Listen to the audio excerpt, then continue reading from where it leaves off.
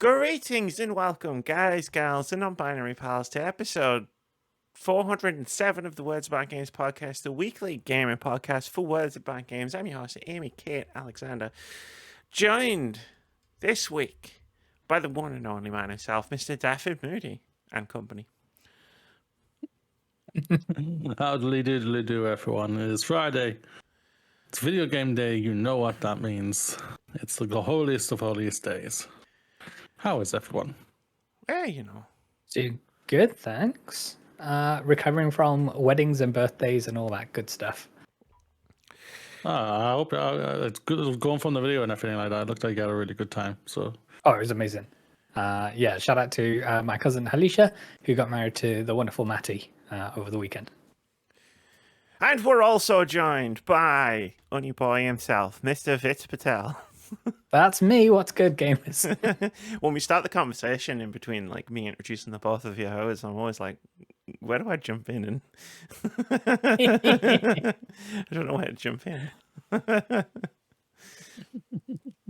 How's it going? But no, the weekend was good. Thank you for showing us love about the pictures of the outfits that my partner and I were rocking over the weekend. And yeah, then speaking to my partner, Lauren had her birthday this week as well. So happy birthday to them. Birthdays all around. Absolutely. How was your birthday, Amy? I was tiring. Like we recorded on the Thursday, right, last week. We sure did. Yeah. Where I went out. That's when I went out for the pie. Yeah, and then on the Friday, I found out about this retro game place.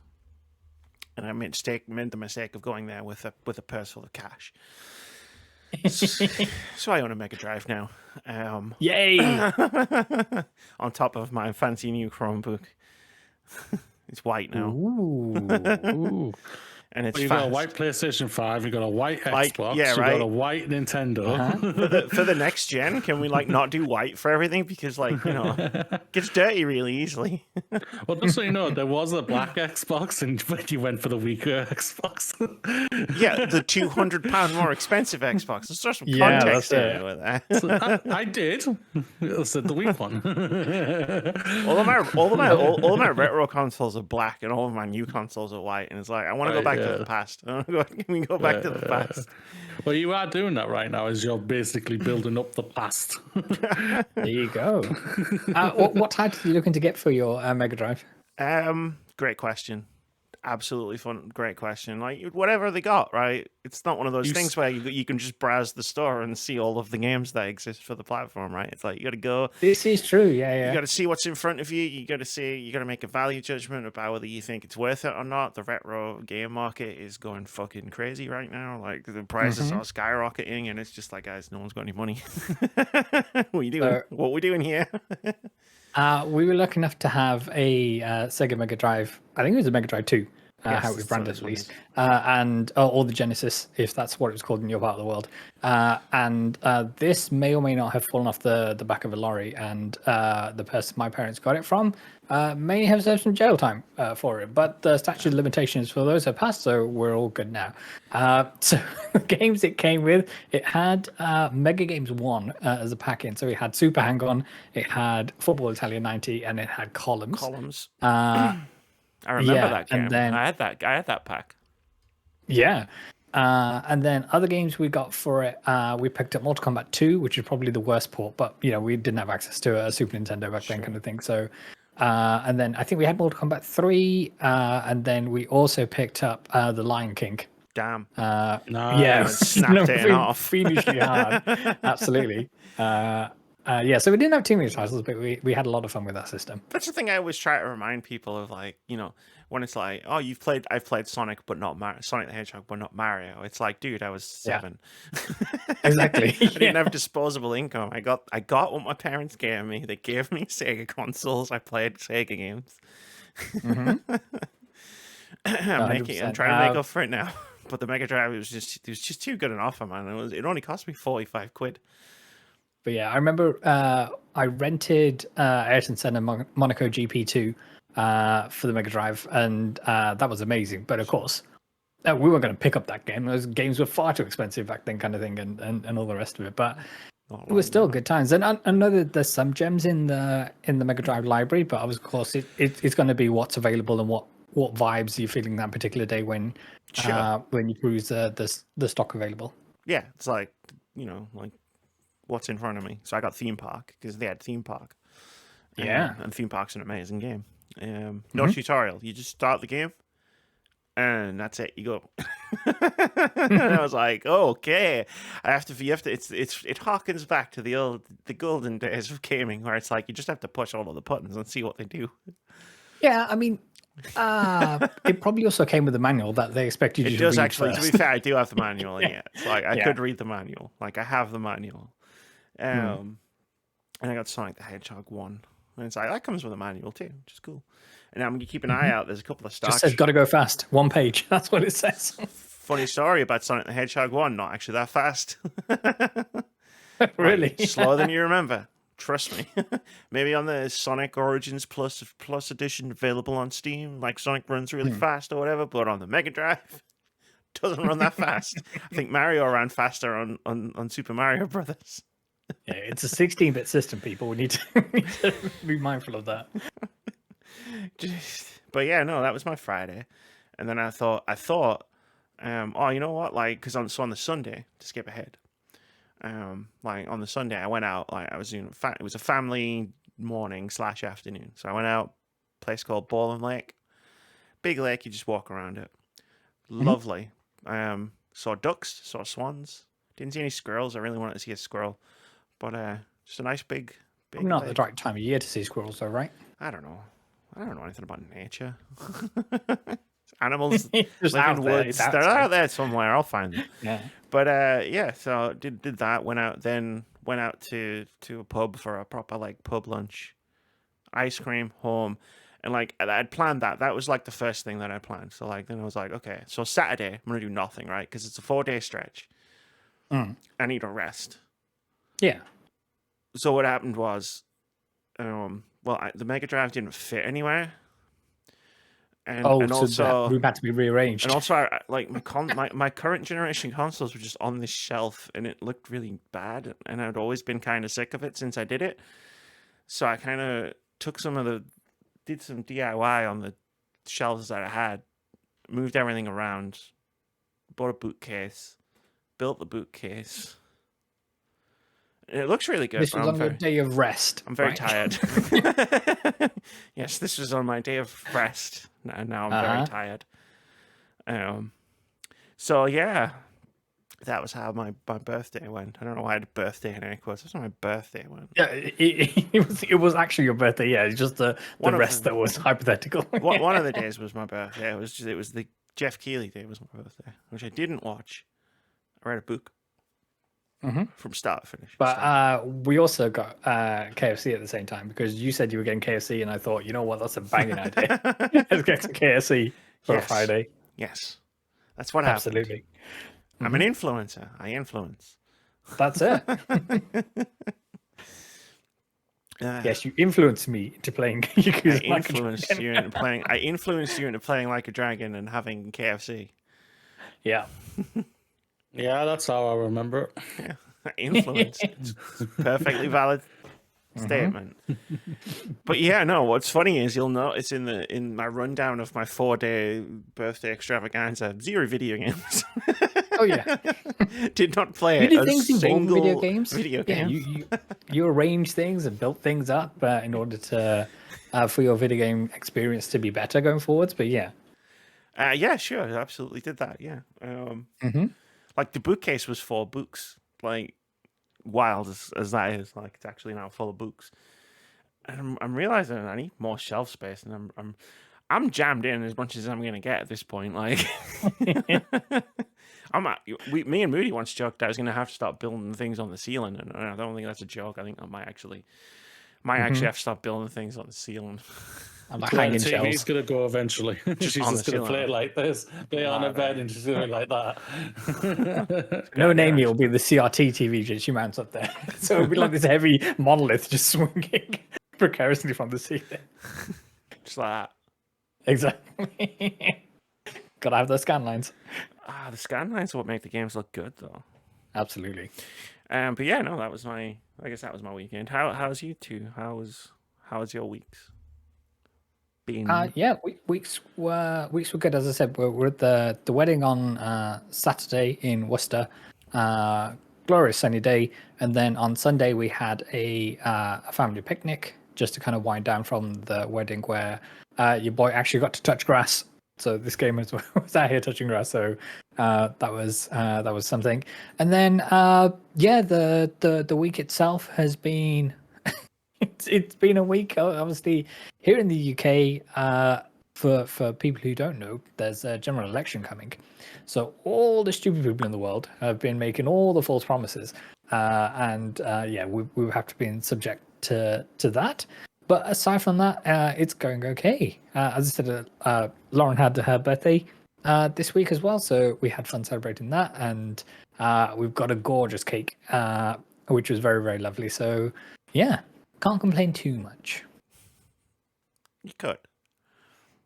You just choose not to, and I respect that decision. Life finds a way. Life finds a way. Absolutely. Life is strange, one might say. How's you doing, Moody? How you doing, Moody?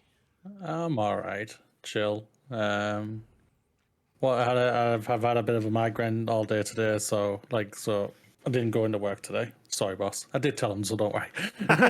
This is how he finds out. You can go work. Yeah, this is it.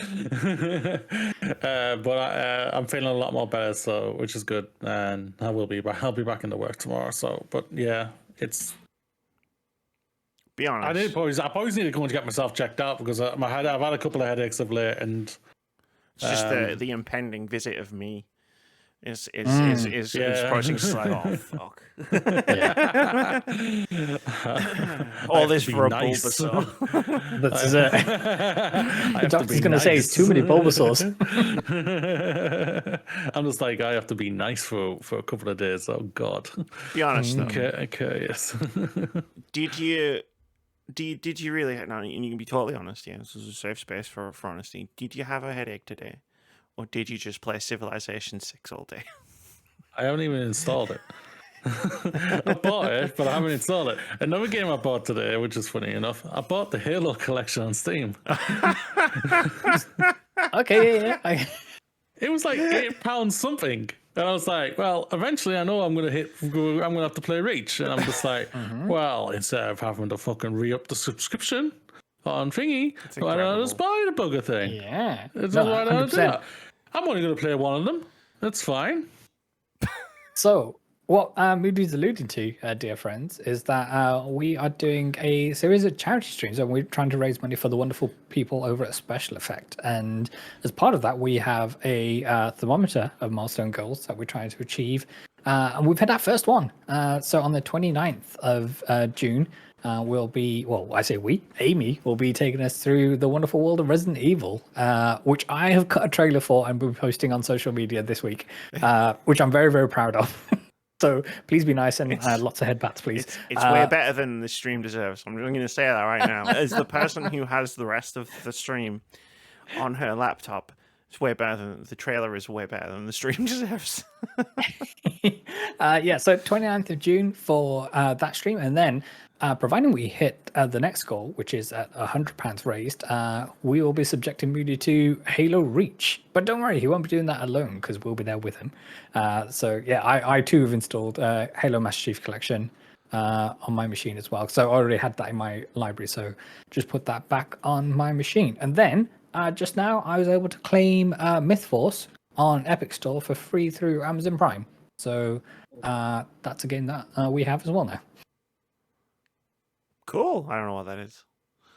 Oh, Myth Force is a roguelike first-person kind of like dungeon crawler, but it's themed like an 80s Saturday morning TV show, but it's fantasy-led. Interesting. Yeah. That was what I was thinking. Fascinating. What a fascinating concept. I've had so many games blasted at my eyeballs in the last several days. It's hard to keep track of them all. Yeah. That's fair. That's fair.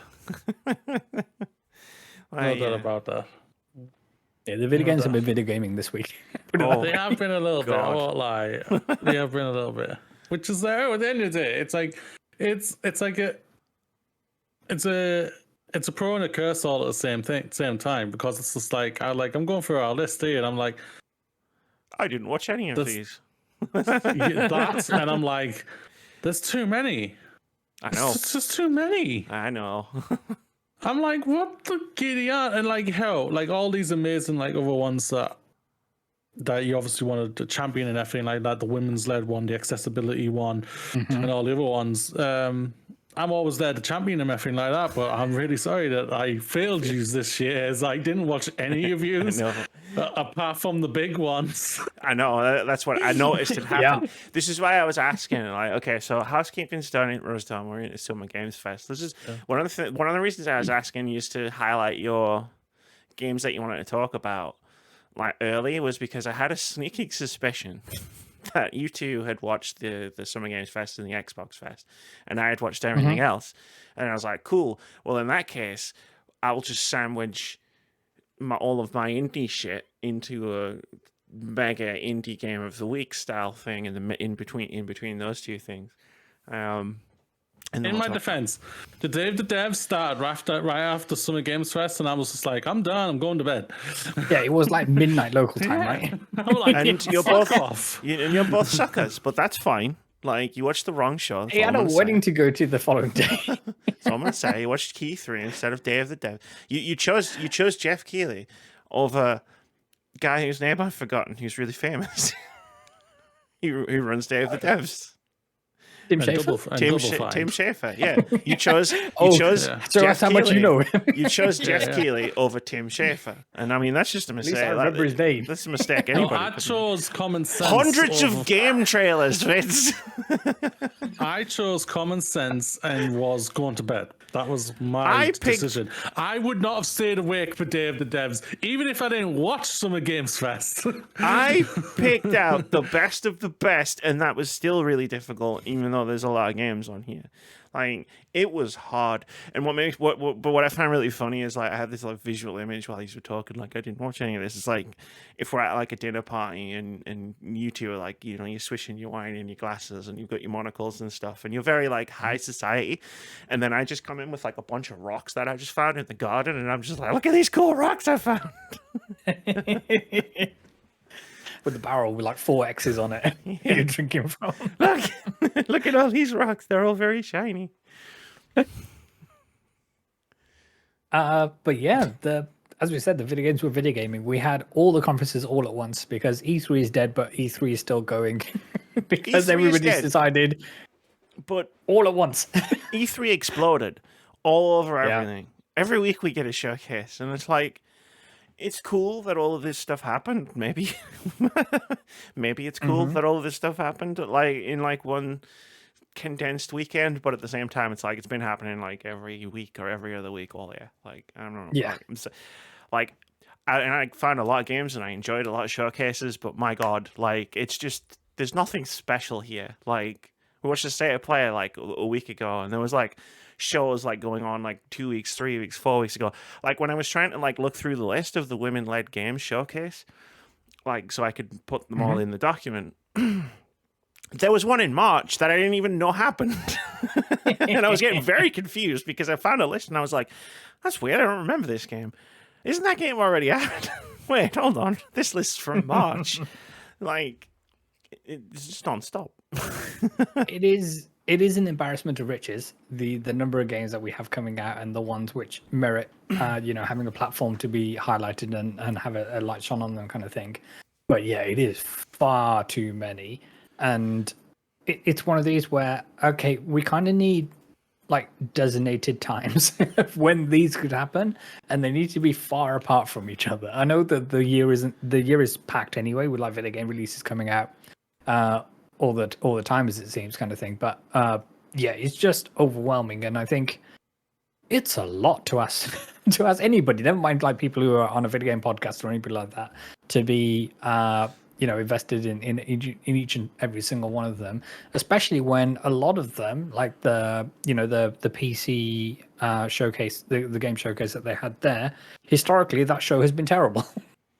And not so much the content, but in terms of production values and things like that, and how it's put together and its pacing and whatnot. So it's kind of, one of these things where, okay, you got to go off previous form as well, but obviously you want to also support these devs who are making these games in an ever-increasing tumultuous industry. That's fair. But yeah. Yeah. I remember Tim Shaver's name. Fuck Point. you. But Fuck you, Vitz, all right? You watched like 3 game trailers this year, all right? No wonder your brain hasn't been scrambled. He goes out as well, so it's like... Yeah. It's like, I He sat has a here social life. for days. I saw the trailer. I saw 5 different trailers for one game because it was in every fucking showcase. Yeah, that's fair. Yeah, like it's insane. It's been like a quote unquote lull year when it comes to when it's come to video games. Obviously, it's coming off from the back of last year, which was both the greatest and terriblest year of video games in history. It's like best of times, it was the worst of times. Worst of times, yeah. And Amy, add that back into the doc. Yeah, and this one is just it's been hit with a lot of just the worst of times, sadly, when it comes to the industry itself, the layoffs, the companies being twats, people, chief execs saying stupid things, and it's just we have had some good games, there's no doubt about it. We'll eventually we'll probably at the end of this month we'll probably do our favorite game so far this year or something like that. And I know Vitz probably only threw out Final Fantasy and everything, but the only game I've played. Did I not have 4 games that I played? You know what? It is going to make Game of the Year a lot easier. There you go. Yeah, no doubt. But no, it's a really it's because last year had so much negativity as well. That negativity sadly is left over into this year, which we all knew was going to happen. And it's obviously been basically hinted at it's probably going to happen next year as well, which is just yay. And an ever-increasing pace. That's the worst thing. But the games are slowing down because just there's too many going out at the same time, which are getting lost in the shuffle. Of all those games, which have I've just gone through the list of, and it's just that's too many games to even watch. It's insane. And even if you just wanted to watch the ones that I put a highlight on, that's still going to take you about an hour time. And then it's that's only if you watch them back to back and don't process any information. That's how crazy it is. And it's just you gotta, they need to find balance. They really need to find a certain balance. Not everything has to go out in June. I don't know why June. I guess it's because it's the middle of the year. I don't know what happened there. You can go July if you want, guys. Hi-Fi Rush could shadow drop, so now everything's shadow dropping, I guess. Or close to shadow dropping. And maybe Nintendo's still thinking of June as well. So they are because they said it. They said it last time. They've said it, yeah. Okay, but they've done the smart thing of just we're going to let you guys all throw everything out, and when we say we're going to take over, we're going to take over, and people are going to come and listen. No, 100%. We want to be talked about, not forgotten about, and everything. So it's I don't think that could happen. Shout while we're doing, I guess we're in our what did you think of the summer of gaming as a whole? Shout out to one ray of sunshine in over this weekend, and that's Snowbike Mike from Kinda Funny. Just what a legend. So for those who aren't aware of Snowbike Mike, first of all, you need to fix that in your lives. So he had a hell of a weekend, not only in his outfit choices of what he decided was appropriate clothing to wear to various different mixes and functions and things like that. But we've spoken before about President of Xbox, Sarah Bond, and absolutely, and like most presidents and CEOs and execs and things, they have a lot of names and a lot of faces to remember, and I imagine just like presidential candidates, they're given or they put together a dossier of, okay, this is this person's name, these are the things that they're involved with. Here's little fun things about some of them might work, some of them might have moved recently, some of them might have got married, some of them might have had kids. In previous interactions, Sarah has clearly confused Snowbike Mike with somebody else and has asked, "Oh, how are the kids?" Now, Snowbike Mike not only does not have any children, but is also desperately lonely. You're just doing the clip verbatim. And in his infinite wisdom, instead of Mike saying, "Oh, sorry, Sarah, I think you got me confused with someone else," Mike just nods and says, "Yep, they're good." And then it comes back around this year, and finally Mike had to come clean. And it was one of the funniest things I've ever heard about. So this was broke down on the Giant Bombs stream that they did when they had various different people in from across the industry. So most of the team kind of funny. Just go search Snowbike Mike on social media. You'll find it, and you'll hopefully also find his interaction with Jeff Keighley, which was hilarious. Oh yes, like that too. It was nice. Like, I'm complaining about the number of game trailers that I saw, though. Like, watching his shenanigans from afar was amazing. And all of the games were great. It's great that we have all these spotlights for all these different games, but, like, do you know what happens when you shine 500 spotlights in my face? I go blind. But it is cool that, like, these smaller games have a stage that they can show off on, which is nice. Yeah, I want to give. I know we talk shit about Jeff a lot, and I think we're warranted in many instances.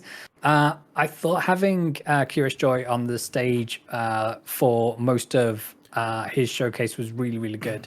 Just to have a diverse voice up there, not only in who they are as a person, but the type of games that they play, when they're mostly focused on the fighting games in that particular scene. And it wasn't just what I originally thought when she first appeared and did like a piece to camera to introduce the next segment. I thought, okay, this is one and done. Then we're going to have Jeff for the rest of the show. But she kept popping back up and things. And yeah, she was a little nervous reading from a teleprompter at times and things. But I thought she did really, really well. And I hope that she's very proud of themselves, as they should be. Well, since you're there already, I guess we'll go to what our overall thoughts on the Summer Games Fest 2024 showcase was. And I'm just going to sit back, put my feet up.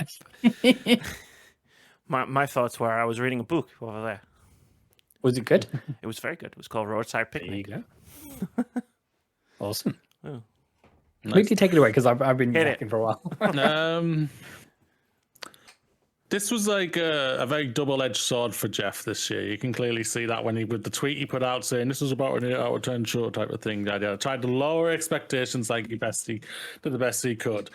Whatever, I don't really care. This is arguably his best and worst show at the same time for me, because one, best part is he's barely in it. He was in and out really fast. He did his bit, and he just kept it flowing with him out of the way, which I really, really liked. Like we've said all the time, just go to the fucking games, get the fuck out of the way, Jeff. And he just mostly just kept presenting, just going, here's a new game. And then we had big spurts of game trailers and everything. Show's still too long. 2 fucking hours. It fucking felt like 3 by the end of it. That one giant ass advertised trailer with Chris Hemsworth in it and all those other actors in it. It just kept going and going and going. So, and Amy, are you aware of this? So there's this mobile game. I couldn't tell you what the name of this game is. Yeah. But all of their development budget went on their advertising. They put together a live action trailer, and the cast is absolutely stacked. And I'm talking like Hollywood A-list.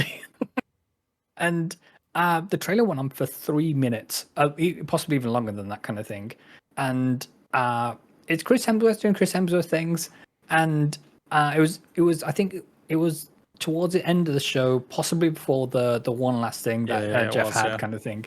And it was so weird. Because no one can tell you what the game is for or about. It might be just Ken Jeong in a chicken suit.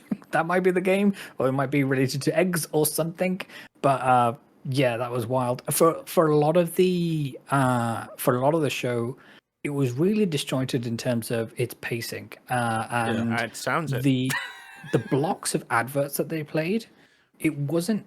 I mean, obviously, looking at the content, it was clear what was an advert and what was a trailer, but they were so tightly packed together that it all just got lost in the noise. And there was, I get that it takes a lot of money to hire out the YouTube theater and all the rest of it, and there's bills to be paid. And you need to, he feels the need to run these ads. That's why he charges hundreds of thousands of dollars for trailers. Yeah, that is something that came about as well. Yeah, I'm not here to defend their actions or their business practices or whatnot. So what I will say is that the show needed to be a tight 60 minutes. It just wasn't, and it was full of. I get that not every game is going to speak to everybody, kind of thing. But I think just listen to Snow Mike. Yeah. And it's a lot of. I think there were a few really good standout moments. I know I'm sure we'll get to speaking about Inner Sloth and more likely Outer Sloth as well, which I think is my personal highlight of that particular show and what they're up to. And always seeing Victoria Tran up there doing what she does is amazing. I thought. As Moody alluded to, it's one of his best shows, but also one of his worst shows, because he says he listened to the feedback, and he did talk about briefly, he talked about the strife that the industry is having in terms of layoffs and things. But there's still so much more that he could say, and whether that's the right platform for it or not, addressing some of the fears that his future class of video games have that was made clear at the Game Awards, and that kind of thing. So it's kind of, 1 foot forward, but two steps back. Okay.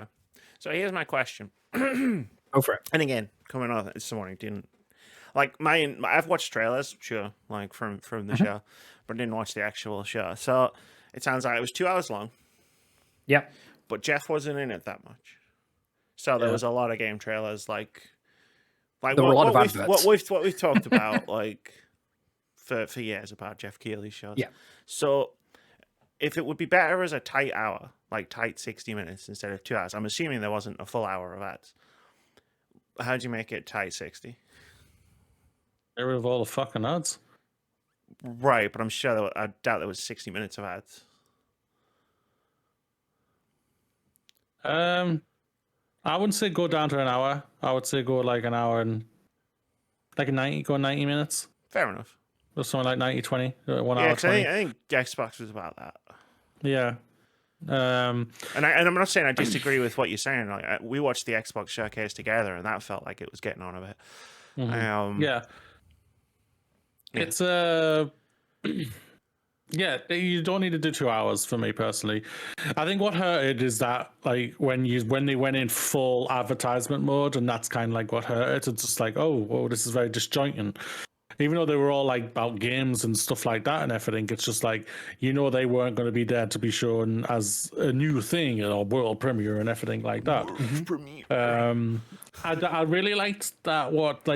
Because Jeff, you could clearly see he was like, F1. It's like one of my guys started off like at the beginning of this episode was like, F1's like seeming like there's not a lot of games out there and everything like that, and compared to what was 2023. And he highlighted the top 10 best-selling games from Steam. 8 of them are all brand new IPs from indie developers, which is fantastic. And that's why I think Jeff now should start leaning into better than ever is becoming more an indie person than double A than going the triple A route and everything like that. And people really should just get over the fact that there wasn't many triple A games there and everything like that. 100%. Like for me, pioneer the double A indie game space, and I think long term will be a more viable thing for Jeff Keighley in the long term and everything. If you want to do your AAA things in the game awards and everything, that's fine. Obviously, that's a quote unquote an award show for them. That's all good and dandy. But for me, some of the Games Fests and heck, even Gamescom when that comes up at the back end of August. Focus more on the big indie AA games. Yeah, so just to go on from that point, one of the things he did, which I think was a misservice, was to say that it was a slower year for video games, where, to Moody's point, what he could have led with, it's a really, really strong year for indie titles, and this is why kind of thing. But he didn't pitch that ahead of the show. No, he kept saying, it's an 8 out of 10, you need to lower your expectations and all the rest of it. And I mean, we always speak about how the tiger can't change its stripes, and his behavior running up to this just is another proof of that in terms of I know it's I know that the idea is great for him to say highlight the double A and the indie space, and even if it's like triple I for some of these indie titles. We're not doing triple I. I'm not Okay. allowing it. But what I will say is that for indie developers to go on there, the cost has to be zero barrier of entry for them to be up on that particular platform. You can't be charging the same rates that you would charge for any publisher to highlight their AAA game, and you need to have a sliding scale or zero scale when it comes to this, in terms of, okay, here's a selection of indie games that gets pitched to Jeff, and then him and his team get to pick which ones speak to them in terms of which one needs to be floated and make the show, kind of thing. But you can't look to be charging astronomical amounts of money for teams that may not have them, because they don't necessarily have publishing deals yet, because they are independent and they don't necessarily have an arm to a marketing arm. That was one of the things that I think they highlighted at the Latin American showcase at the end. They specifically went, "Hey, all these cool games you just seen," and then they're like, "These ones," and then they like flashed up like all the logos. Haven't signed yet, so like they don't have publishers or anything like that. Like, and then like they gave out contact information for how to get in touch with the showcase runners.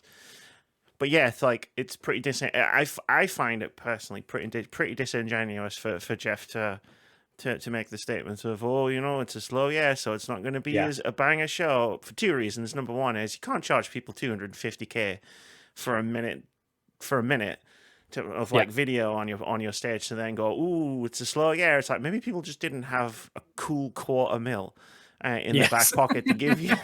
But then also, if I did give him $250,000 for a minute long trailer, and then I heard him say that, I might be like, "Hey Jeff, any chance I get a refund?" Yeah. But yeah, again, didn't watch it, so don't know.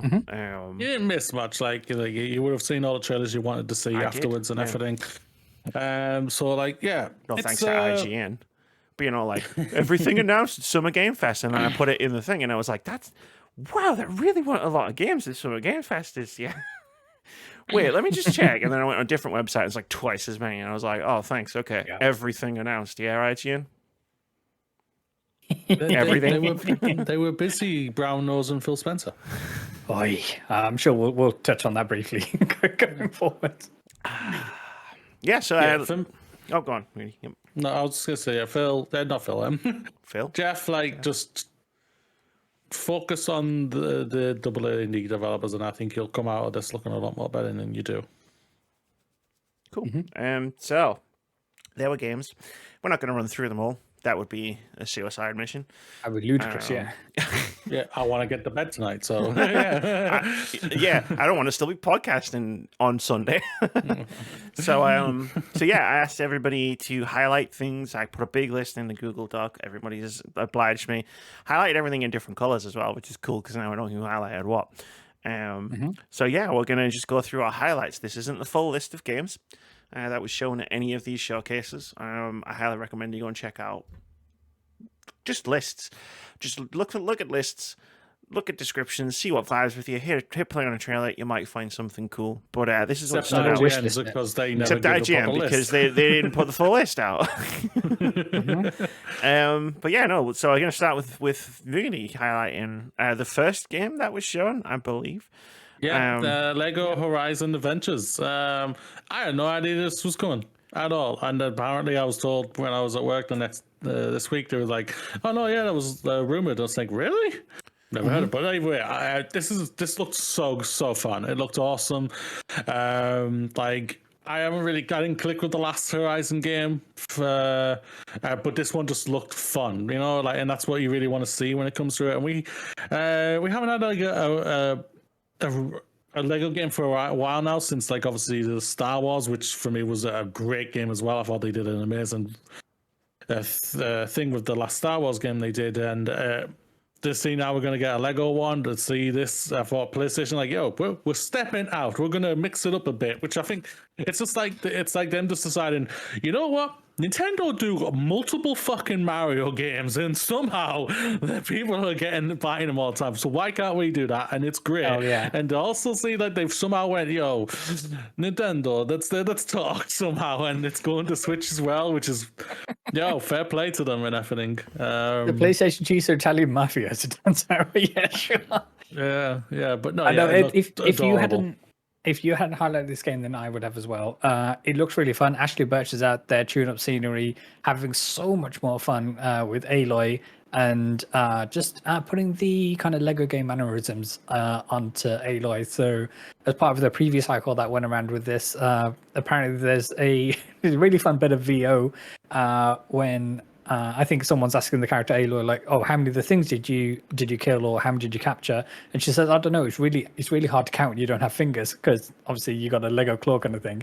And I think one of the things that sets this game apart from previous Lego titles is that it goes.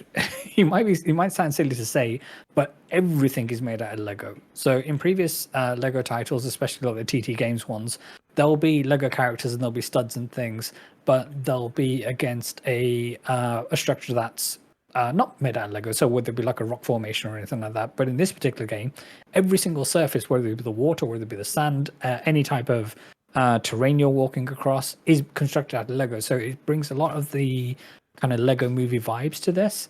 And obviously it's doing this thing where even though the game might run at 30 or 60 frames, whatever it happens to be, the animations themselves for the character models, they're still shot in like 12 or 24 frames. So it's still going to have that Lego movie kind of quality to the way they move around. I think just this game's got a whole lot of charm. It seems to be retelling the events of the first game. And one of the things that was going around, because we often heard rumors of Guerrilla, who are involved in this title, also looking to remake Horizon.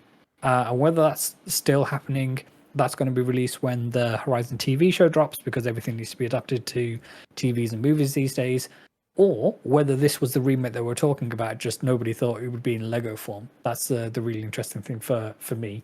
But yeah, looking forward to this coming out. Cool.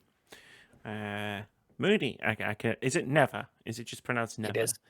Yeah, this was gorgeous. Absolutely a breathtaking trailer. That just made me go, well, I know what I'm buying. Yep. I was just What do you mean that pre-orders aren't open yet? But you can wish list it, so go and do that, people, on Steam that. and everything. Yeah, it's the people who did Grips, Greece, yeah. Greeps, which was obviously a breathtaking game as well. And this one, they just looks like it's kind of like like they're going on their Hades journey, what that team went on. Well, it's like obviously they created a game and then they've kept the team and went on to the next game, kept the team, and then they made Hades. And this seems like it's that's their type of thing. Like we've kept the team, we've created a great game in Grips, now kept the team, move on to a new game, and now we've got Never, and Never just looks so cute. You got a wolf with horns, so it's a wolf. Deer. Bambi dated. Bambi's mother dated a wolf. Moody's late. The fairy tendencies are coming out again. This is it, yeah. That's what happened to Bambi's mother. You think she got shot? So what you tell me is this is a She sequel just of Bambi. abandoned her son instead. We just watched her deleted things of Bambi. But no, it looks so good. It looks so good.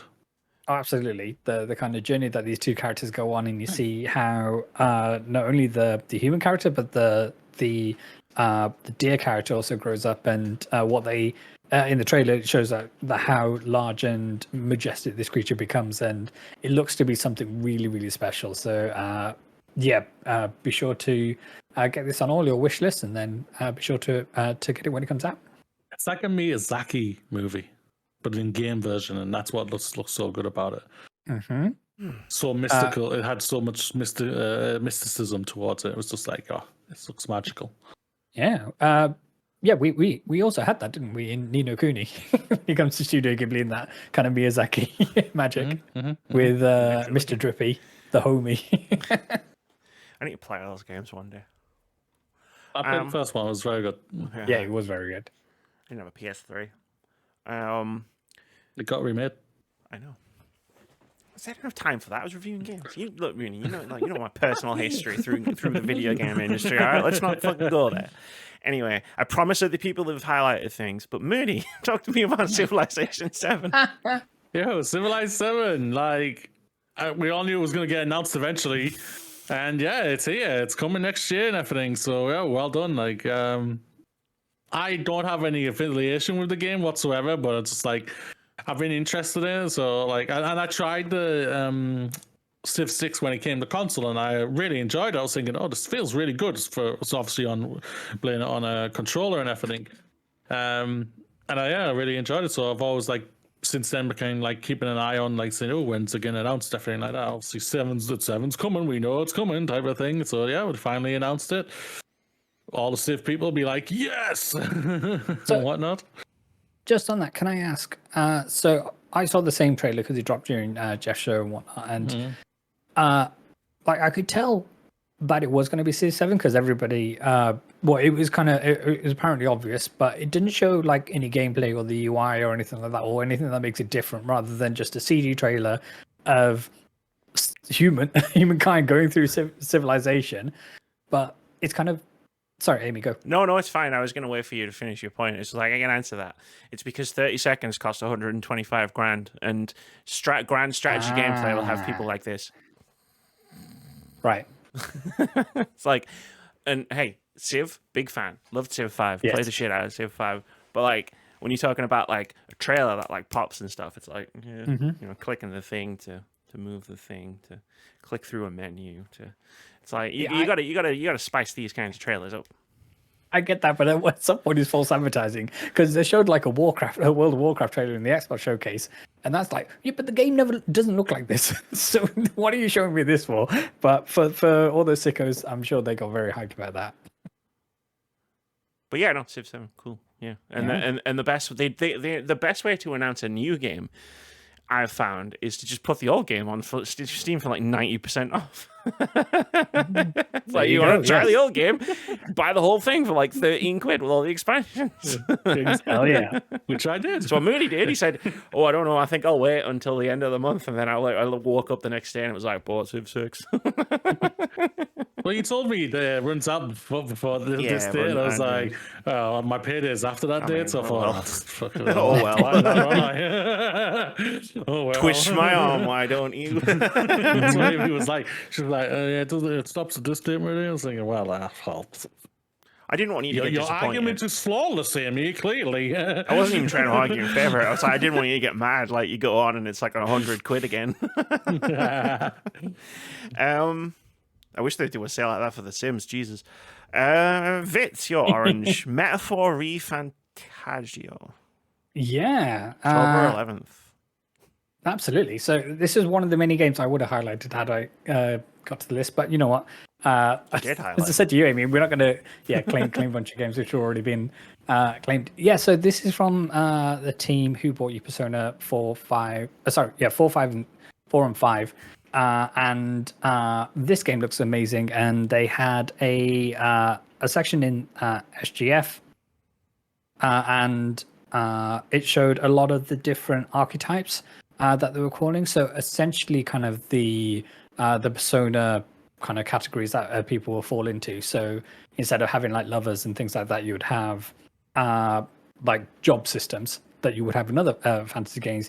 But it was just a chance to look at the even more of the gorgeous UI and how striking that is, and seeing that what the game is about. And I believe the preview embargo dropped today is the time of recording, so you should be able to go out and see the opinions of the video game critics that you enjoy, kind of thing, to see what their take is when I believe people got hands-on with this game as well. This game looks amazing, and I can't wait to jump in. Yes. Moody, are you highlighting more things as we're going on? He sure is. You're the one who was like, oh, I want to go to bed at some point. Like, so I'm just going to put that out there right now. Because I'm pretty sure Dragon Ball Z Sparking Zero did not have a highlight on it when we started this podcast. You're muted. They were not highlighted until just now.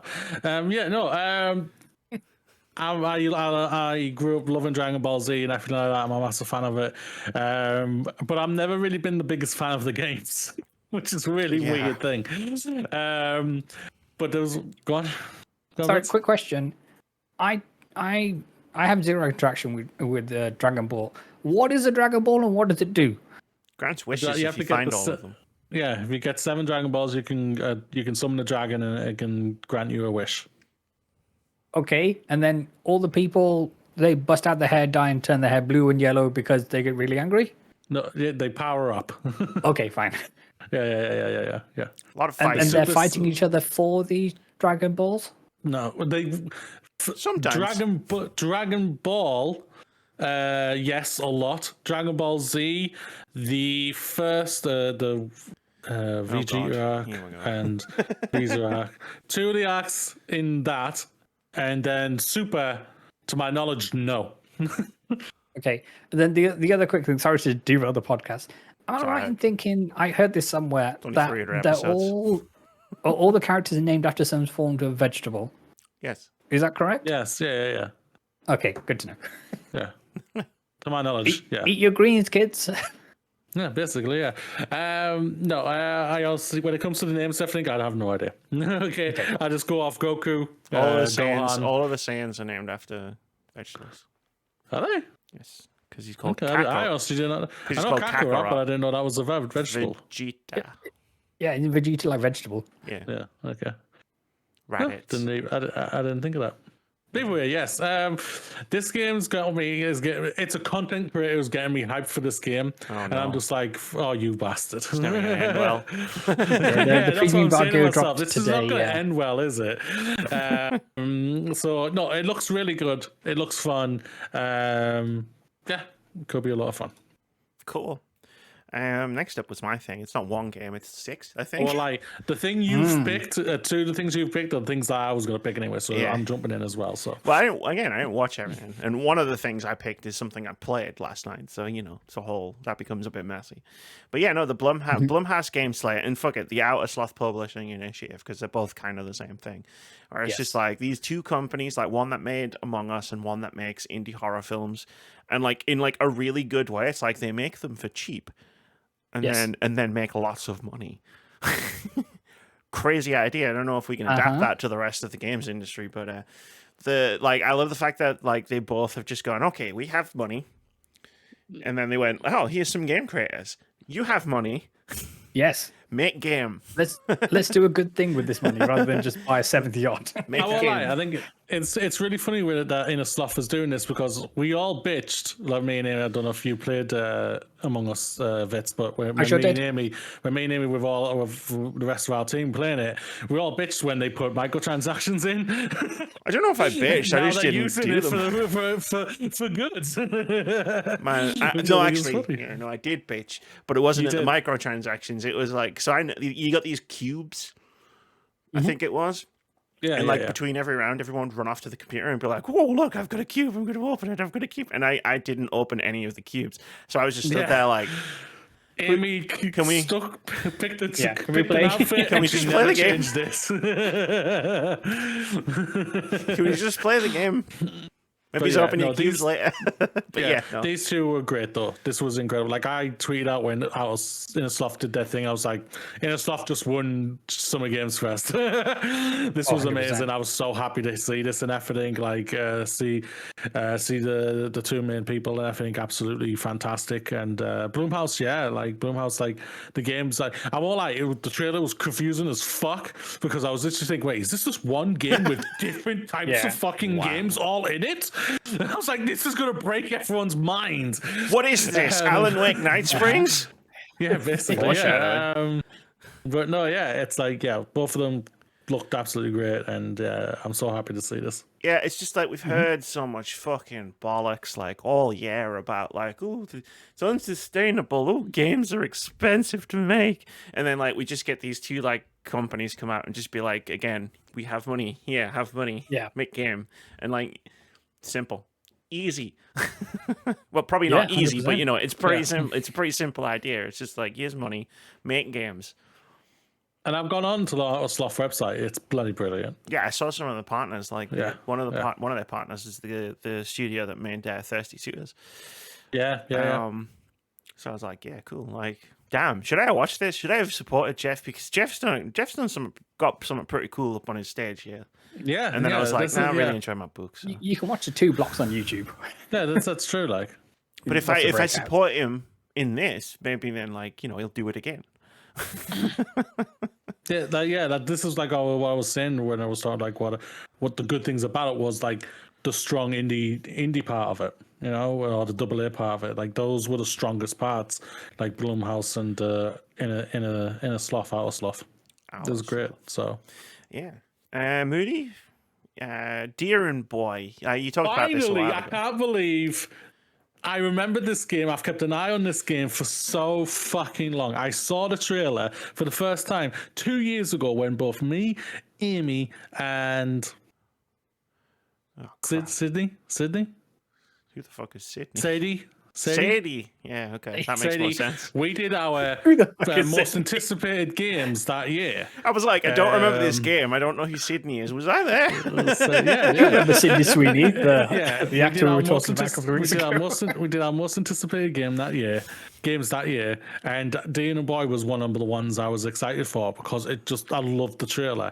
And now just finally see that, oh my God, it's still happening, and hopefully it's going to be coming out in like the next year or two. And to hear that it started with one person in COVID, and now he's up to about, I think Jeff said 8 to 11 people, I think he said overall by now, which is just incredible to hear. And the trailer was just beautiful, just like never.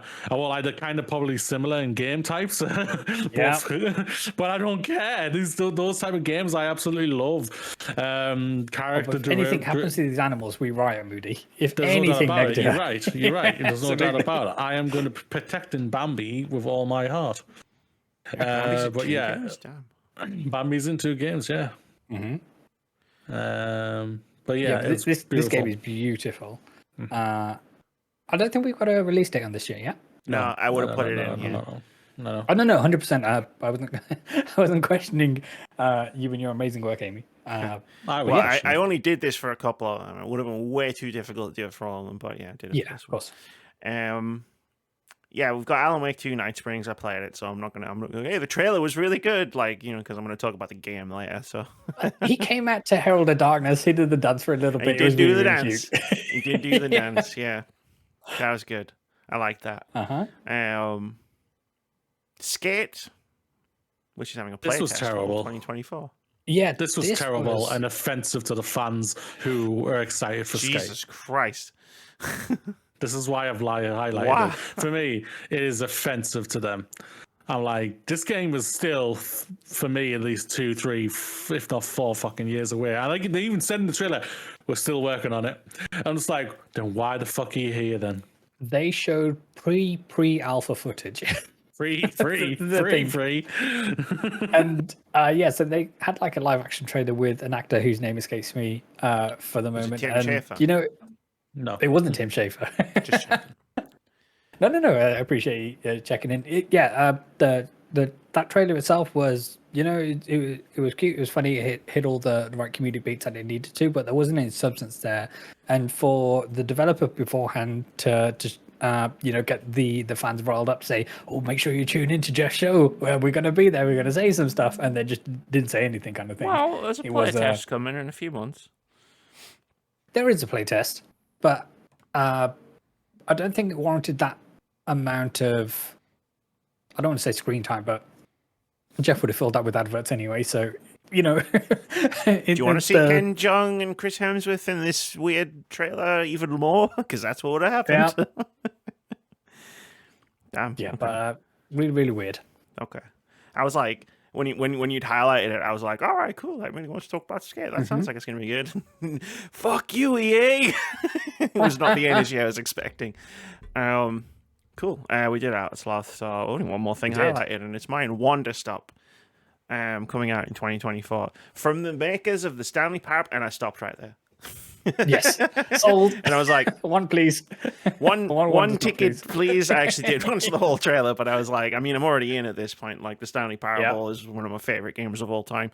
And it's like, oh, and like the developer's making a cozy tea making game, I guess. Oh yeah, I remember this one now. And like, the premise is really cool. Yeah, the premise is really cool. And again, it's by Stanley Parable creator. So I was like, okay. And then at the end of the trailer, I sort of kept the bit in the video I watched where Jeff was like, "Oh, I think there might be a twist in this game," and I'm like, "Really, Jeff?" Mm-hmm. The person, the development team who created the Stanley Parable might have a game with a twist in it. Water is wet. Yeah, Breaking water is news. wet. Tories are cunts. Like, Yeah. you know. Thanks for the observation. But no, this trailer looked really cool. Like, even if I hadn't have known it was from that developer, I still would have been like, "Oh, this is really interesting." Really interesting looking. So, yeah.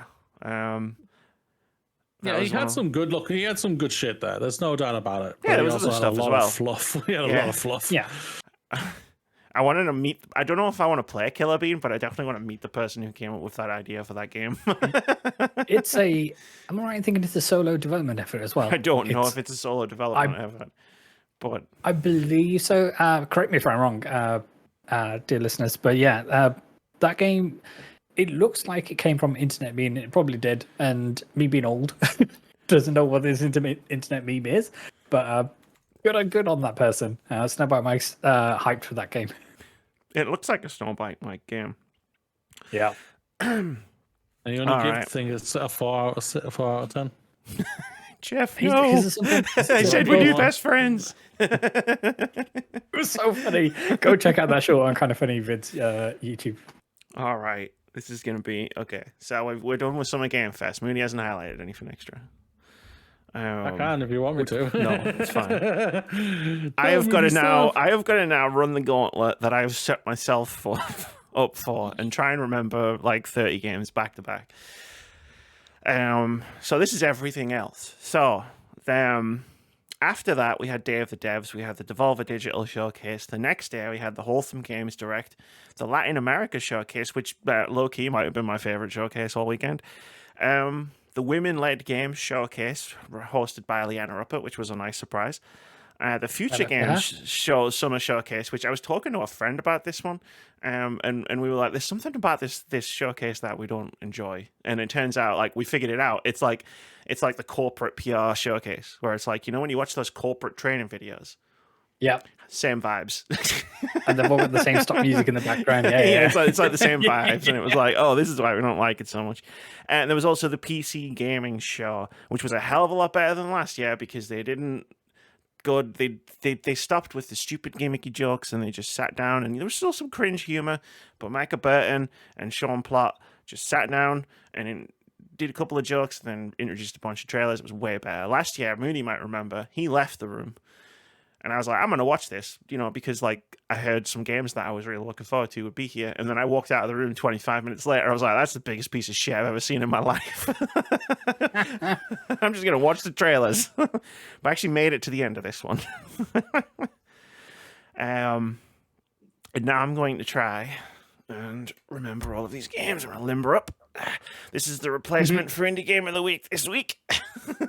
You're not getting one. So wish list all of these. You're getting like 30, and I'm going to go pretty quick. So get those wish listing fingers ready. Get those notepads out. Get those notepad app ones. I'm going to say some shit really fast. Okay, first off, Ken. I believe this was shown at the Summer Game Fest as well. I first came across it at Day of the Devs. It was, yeah. This is the mountain climbing game that looks really fucking cool, and you get to scream at a mountain. So, like, that's pretty good. What's not to love? I'm in. It's not boring fake ass gamer climbing. It's like real climbing, where it's like you have to actually climb, push buttons and stuff.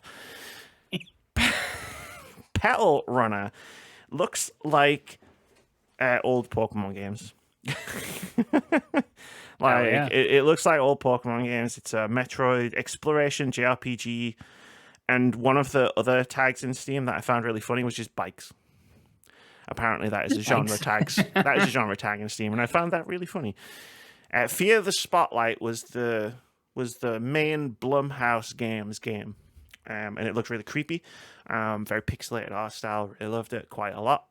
It came out last year, and then they pulled it for a mysterious reason, and it turns out the mysterious reason was Blumhouse gave them money They get the money. to make more of the game. And what apparently they approached the studio and said, okay, your game is great. What would you be able to do with a bigger budget? Yeah. And they said, yes. Yes, please. They went everything. Yeah, but it looks really good. And it supposedly is coming out later this year, so that's good. Screenbound, I saw 5 trailers for Screenbound. They were all different. This was in everything. And this might be the favorite thing I saw at the Wholesome Game Fest weekend. That might also just be Stockholm Syndrome talking. But this is the game, which is a 3D first-person game where you're platforming, but you've also got a Game Boy in your hand, or a legally distinct Game Boy in your hand, and you're playing a 2D game at the same time. You can only see the enemies on the 2D plane. It's like you've got to pay attention to both the 3D and the 2D to not get killed or fall off a thing or die or whatever. This looks sick. It really does. Yeah, this might have been my favorite thing at the show. So that's called Screenbound. And again, I saw it like 5 different shows. The next one I wanted to highlight was building relationships, not necessarily for the game itself. You play a building in an RPG, and the developer, and like you do quests for people, and it looks very Zelda-like in its graphics, and the building is fishing at one point. But the thing that really made it stand out to me was the developer's introduction, which was, this is probably the stupidest thing you're going to see all weekend. Do your shot, that's right. And you know what? It stood out. It's an absurd concept, and I was like, I have to shout it out. It looks great. And we also have Afterlive EP, which is coming out in October. I've been looking forward to this game for a couple of years. It's by the writer, or it was from the writer of Coffee Talk.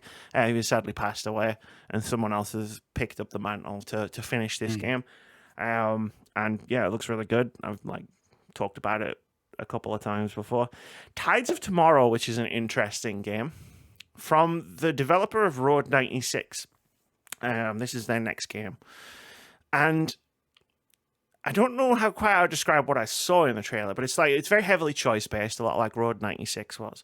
But your decisions that you can make, you can sort of see the future and see how decisions might play out. But those are decisions that other players have made. So you're viewing other people's playthroughs, from what I understood of what I was being shown in the trailer, which is a fascinating concept. And I loved Road 96. Even though people kind of complained about it, it was a great game. You should play it. It's phenomenal. As long as you only play it once. I agree. It Yes. was a really good game. Don't go in with the expectation that it's going to be a completely different game the second time you play it. And you'll be fine. Okay. That was the Day of the Devs. We're getting through this. Let's go. Devolver Digital Showcase. Didn't actually watch the showcase. Don't nobody spoil the narrative of the showcase for me. But 2 games that I want to highlight from it that I did see trailers for. The first one, Tenjetsu, which is like a top-down, beat-em-up fighting, kung fu, ninjutsu, I guess, roguelike by one of the designers of Dead Cells. So I'm instantly the trailer was good, that pedigree is good, I'm instantly in. Another game I saw about 5 times over the weekend, The Crush House, which is coming out in August. The Crush House is like The Sims, if you were playing Big Brother. So you have to keep this TV show on the air where you put these different people. Yeah, I remember seeing this in a house, and you have to balance the drama and what the viewers who are tuning in want. But also it's a first person mystery game because at night it's well, there's something sinister going on with this house, and you have to keep the show on the air long enough so you can do the investigation and figure out what's going on. If it had just been the first thing, I still probably would have been interested in this game, but now I'm okay, and you've got something else to keep Amy occupied with as well. This game looks great. It was very close to being my favorite thing. Again, that might just be Stockholm Syndrome token. Whew, now we got the Wholesome Direct. You're doing great, Ames. This is harder than I thought. The Wholesome Direct. The first game that I wanted to highlight, these were all in alphabetical order, so I don't know if this is the order they showed up in the show. It probably wasn't. Discounty. Discounty is basically Stardew Valley if you are running Georgia Mart. So you have to run the supermarket in a very Stardew Valley-like-esque game. and keep the thing, like do the things, like keep everything stocked, like build relationships with like the townspeople, and loads of people are going to hate you apparently. And much like the Crush House, there seems to be some sort of twist coming with the whole discounty thing, because the end of the trailer was very sinister and mysterious, so that piqued my interest as well. Little Lands, I don't really know much about Little Lands as a game, but I saw the trailer and it looked kind of like Link's Awakening, the remake that they made on. Now, Yeah. I don't think the gameplay is like Link's Awakening, but it looked like it. The art style was very heavily reminded me of Link's Awakening on Switch. I don't know what to call that art style. It's kind of like claymation, but chibi style. Chibi-mation. Yeah, there you go. Pine, A Story of Loss. That looks like it's a game I want to highlight because it looks like it's going to be a very emotional, narrative-driven game about a man who's lost a family member and is going through the stages of grief. It looks awesome. Am I going to play it? I don't know. I have avoided games over the last few years that look like they're going to rip my heart out. Not because I think they're going to be bad, but because I don't want my heart ripped out. Yeah. Amy's emotionally fragile, everybody. I can be very emotionally fragile. I know it doesn't really come across. I am not. They're fighting everybody that comes your way. Yeah, I am not. I'm not typing things into Steam to check to see what games actually are. The Star Named Eos is a very cool-looking, story-rich puzzle game that's built around photography. So you're going through family photos to uncover the truth behind your family's history. I guess a bit Edith Finch-ish, but obviously not Edith Finch. The art style is beautiful. It's more of a puzzle game, so you're solving puzzles, combinations, lots of stuff like that. You take photos. And the art is hand-drawn. And I don't remember who took a shot at hand-drawn art recently. I think it was Neil Druckmann, but it might have been a fake Neil Druckmann quote, so maybe strike that one from the record.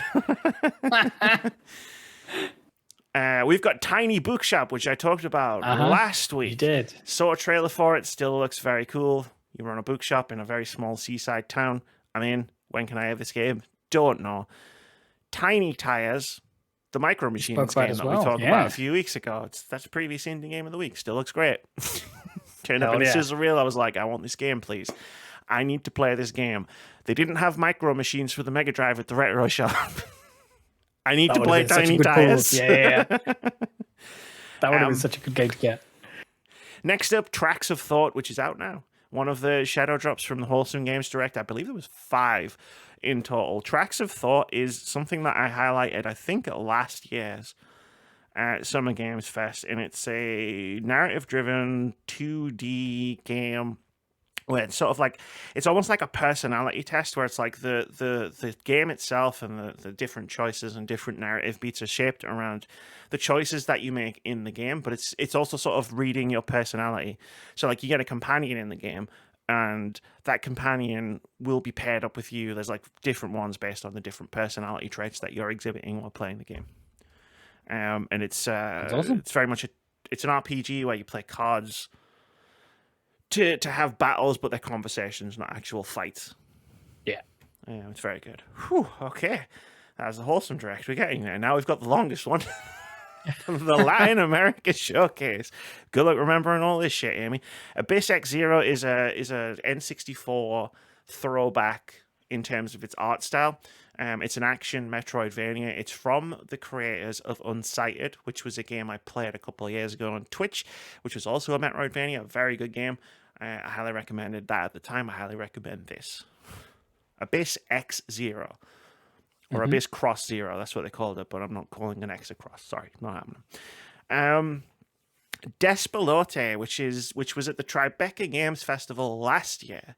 A very cool, interesting art style, but it's about football and how football in Ecuador connected a community in 2001 or 2. I can't remember the exact year. Yeah, this game still looks amazing. The art style is like nothing you've ever seen before. As I said, this game has been on people's radar for a while. But yeah, great to see it getting some love here. I'm thankful for Vitz's occasional interruptions to give me a chance to catch my breath. Okay, Dreamcore is a body. I don't know why there are so many body cam games, but this is a body cam game with the VHS filters and the thing. It's from the perspective of a body cam. Right. It's a horror game. It's very much about liminal space, about like eeriness as opposed to necessarily outright horror. It's definitely inspired by the Backrooms. If you know anything about the Backrooms thing that's popped up on the internet for the last couple of years, it looked creepy as fuck. The Backrooms is scary ass game, man. No, I don't know about Dreamcore. I don't know about the games. I've seen a series on YouTube that someone made that was incredible about the Backrooms. This game looks really interesting. It's like very slow paced, very creepy, all about liminal space. I'm into that kind of shit. So that's called Dreamcore. Next up, I had Extinction Rift, which is a fun first-person shooter where the more kills you get, the more you charge up your robot fist, and the more you charge up the robot fist, the more like cool shit you can do with the robot fist. Hell yeah! Sometimes it's just that simple to get me to pay attention to your game. Next up, Pipistrello, then the Cursed Yo-Yo. So this is a top-down action game, again, very reminiscent of classic Zeldas. And the main mechanic is you have a yo-yo, whoosh, and you attack things with the yo-yo, and it can like bend around corners and do all this cool shit. It looked fun. Road Out. I've got the Steam page open for this one. It's a post-apocalyptic action adventure that mixes dungeon exploration and racing mechanics. So you're a mercenary for hire who survives by executing deliveries, sabotage, and murder contracts for local leaders. So it switches between like a top-down dungeon action exploration game and also a top-down driving game. Okay, the key art for this looks amazing. It's got a very distinctive art style, looks very good. It's called Road Out. Sopa, Tale of the Stolen Potato. I just want to say the word potato. It's a very cool. If you look at like pictures or like the video, the trailer, of this game, like the art style is genuinely jaw dropping. Like unbelievably cool to see this in motion. I think it's backed by. It's not published by, but it's backed by Xbox. I'm pretty sure I saw their logo pop up. Yeah, and it's like a magical realism fantasy story, and where you're a kid and you're going out to get a potato for your grandma, and then you're like, oh no, I've gone on this magical adventure by mistake. Looks cool. Looks cool. Just to chime in, Road Out, there's currently a demo available. They can download from Steam. There are a lot of demos available. Yeah, it's demo season. If anyone was looking for my Steam Next Fest demo impressions, that's next week. I haven't played any yet. Okay, we're nearly done. Next, Tenebris Somnia, an 8-bit point-and-click horror game with FMV cutscenes that scared the shit out of me. This game trailer was like an acid trip in a good way. If anything's going to stand out to me, it was that juxtaposition of like these really creepy fucking like live action cutscenes mixed with like this really creepy like 8-bit gameplay, and I was super into it, at least to see more of it. Next up, we've got the Midnight Crimes, which is another point-and-click adventure game. You're a retired private detective investigating the case of a missing child while facing his own past demons, and it's very much it's set in a Victorian city with semi-open world mechanics, and you've got character relationships that you build. You know, you've got side quests and stuff like that. It looks like it's very story-driven, which is cool. I like a story-driven point-and-click adventure game, and I like the Victorian aesthetic, if not necessarily the Victorian era. I like the aesthetic. The War in Chiapas is another narrative-driven 8-bit, I think a point-and-click adventure game. This one's a lot slower paced. It's set during, I don't know if it's a real conflict, a real Southern American conflict or a made-up Southern American conflict. I'm sorry, there was a lot. This show was 2 hours long. There are a lot of trailers. But this one stood out to me for its vibes, for it's like, you know, you're sneaking around. The soldiers are doing soldiery things. They're shooting the fuck out of everybody, and like you're just like trying not to get shot by soldiers. And I'm like, I'll take any anti-war stance I can get at this point in 2024. Yeah. Like, if you've got a strong message against war, I'm in. What is it good for? Absolutely nothing. Okay, we're almost there.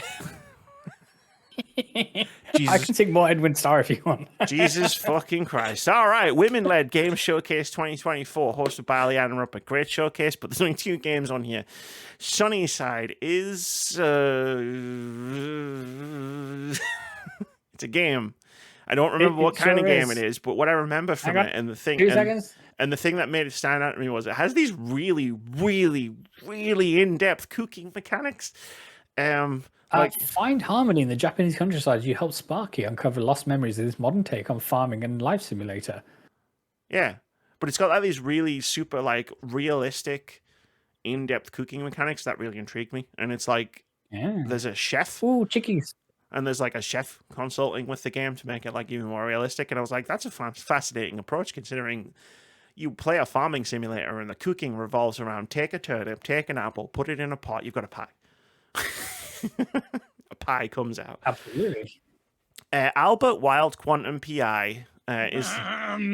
What? Oh, yeah, and also Moody's company's publishing Sunnyside. Sorry, I forgot to mention that. And I forgot that until earlier this week. Yeah, I have been working on this game. It comes out tomorrow on PC. It does come out soon. For audio listeners, they are talking about... Am I allowed to say? Sunnyside. Oh no, sorry, the other one. No, that's why you coughed because I was off to the race. No, that's fine. There's another game highlighted in the doc. I thought whether that one was another title they were working on. Time is money here. We've done the declaration. It's not money, but I really would like to stop talking at some point. Sure. Next up, Albert Wild Quantum PI. Don't know what this game's necessarily about. This is here for one reason. You play, it's a noir game. You play as a cat. And in the trailer, there was a point where the cat did his noir voice, and he was like, oh, this case has got all 6 of my nipples tingling. And I was like, fuck, I'm going to remember this game for the rest of my life because of that. And Moody's had enough. He's done. All right, let's keep going. Future Games Summer Showcase. Sorry, this was really boring. But there were some cool games in it. In Sync is a multiplayer puzzle game where 2 people play it, and they see different things, and they've got to communicate with each other to solve puzzles to get through the rooms. And I thought that's going to be a great game to play with Moody and or Vitz, or for Vitz and Moody to play it together. Either way, I think it's going to be pretty fun. Sacrifier is a throwback sort of strategy JRPG kind of thing, but it's got a mixture of turn-based combat and real-time combat and really good pixel art. Looks really fun. Mandragora is a 2D Souls-like game, and I saw like 7,000 of these over the weekend, rough estimate. This one really stood out to me because of the animations in the gameplay and the combat are really, really impressive. Like Dark Souls and like the other games by From Software are very much focused around animation. It's animation-like combat. And Mandragora stood out to me as being, one, having great animations, and 2, also feels like they understood the assignment in terms of we're making a Souls-like, you got to get the animations nailed, and they did that. And lastly, from the Future Games Showcase, the casting of Frank Stone, which is being developed by Supermassive Games in their trademark Until Dawn Dark Pictures anthology style. This is the Dead by Daylight narrative game, which is going to be multiplayer, or it's a good game to play together. I can't remember at this point. My brain is fried. But either way, it looked like a fun game. No, that was it. It was a fun game for Moody to play and me to yell instructions at him on the stream. That's why I put this in here. It does look pretty good. And now, to the final, the PC gaming show. And I just need to make sure I haven't got 2 games mixed up, because there's 2 anime games in here. It's okay, take your time. First up... For one of... Oh, go on. No, I was going to say, for one of the titles, I misread it as Tactical Beach Wizards, which I thought, that's an awesome name, but... well, I'm sure we'll get to that at some point. Yeah, we will. It's there for a reason. Wonder Stars is the most 90s anime game you've ever seen in your entire life. It is designed specifically to remind you of watching shows like Dragon Ball Z back in the 90s. And it's also a turn-based RPG. You know how in anime where like characters will shout their moves out, like Super Dragon Punch or something like that. So the combat works is you have words, and every turn you get some words in your thing, and you put those words together in any order you want, and that's the move that you do. So if you've got Mega Fire Claw, you shout Mega Fire Claw, and your character does a Mega Fire Claw attack. And also the art style is fucking incredible. Taking a look at this right now. Do it. Like, I'm not deleting this doc for a while, guys. Like, feel free to go back through it and just mine it for content. Fallen Aces. Yeah. Just looking at the key art, Yeah. It's anime as fuck. Fallen Aces is a first-person action game that just looks good. Like, in terms of like the art style, it just looks good. That was I love that logo treatment. Yeah. And I didn't really take in much else about the game, except that it looks good and it looks fun to play. Tempopo, which is my next game, is from the developers of Unpacking, which is Moody definitely knows is one of my favorite games of the last 5 years. 5 years. It's a rhythm-based puzzle game. It looks a bit like Captain Toad, but it's got rhythm mechanics. And you solve puzzles, you march these cute little things around these square arenas to get to goals. Looks really cool, and because it's made by the developers of Unpacking, I was always going to be into this. So checking this out. Next up is Demon School, which is coming out pretty soon.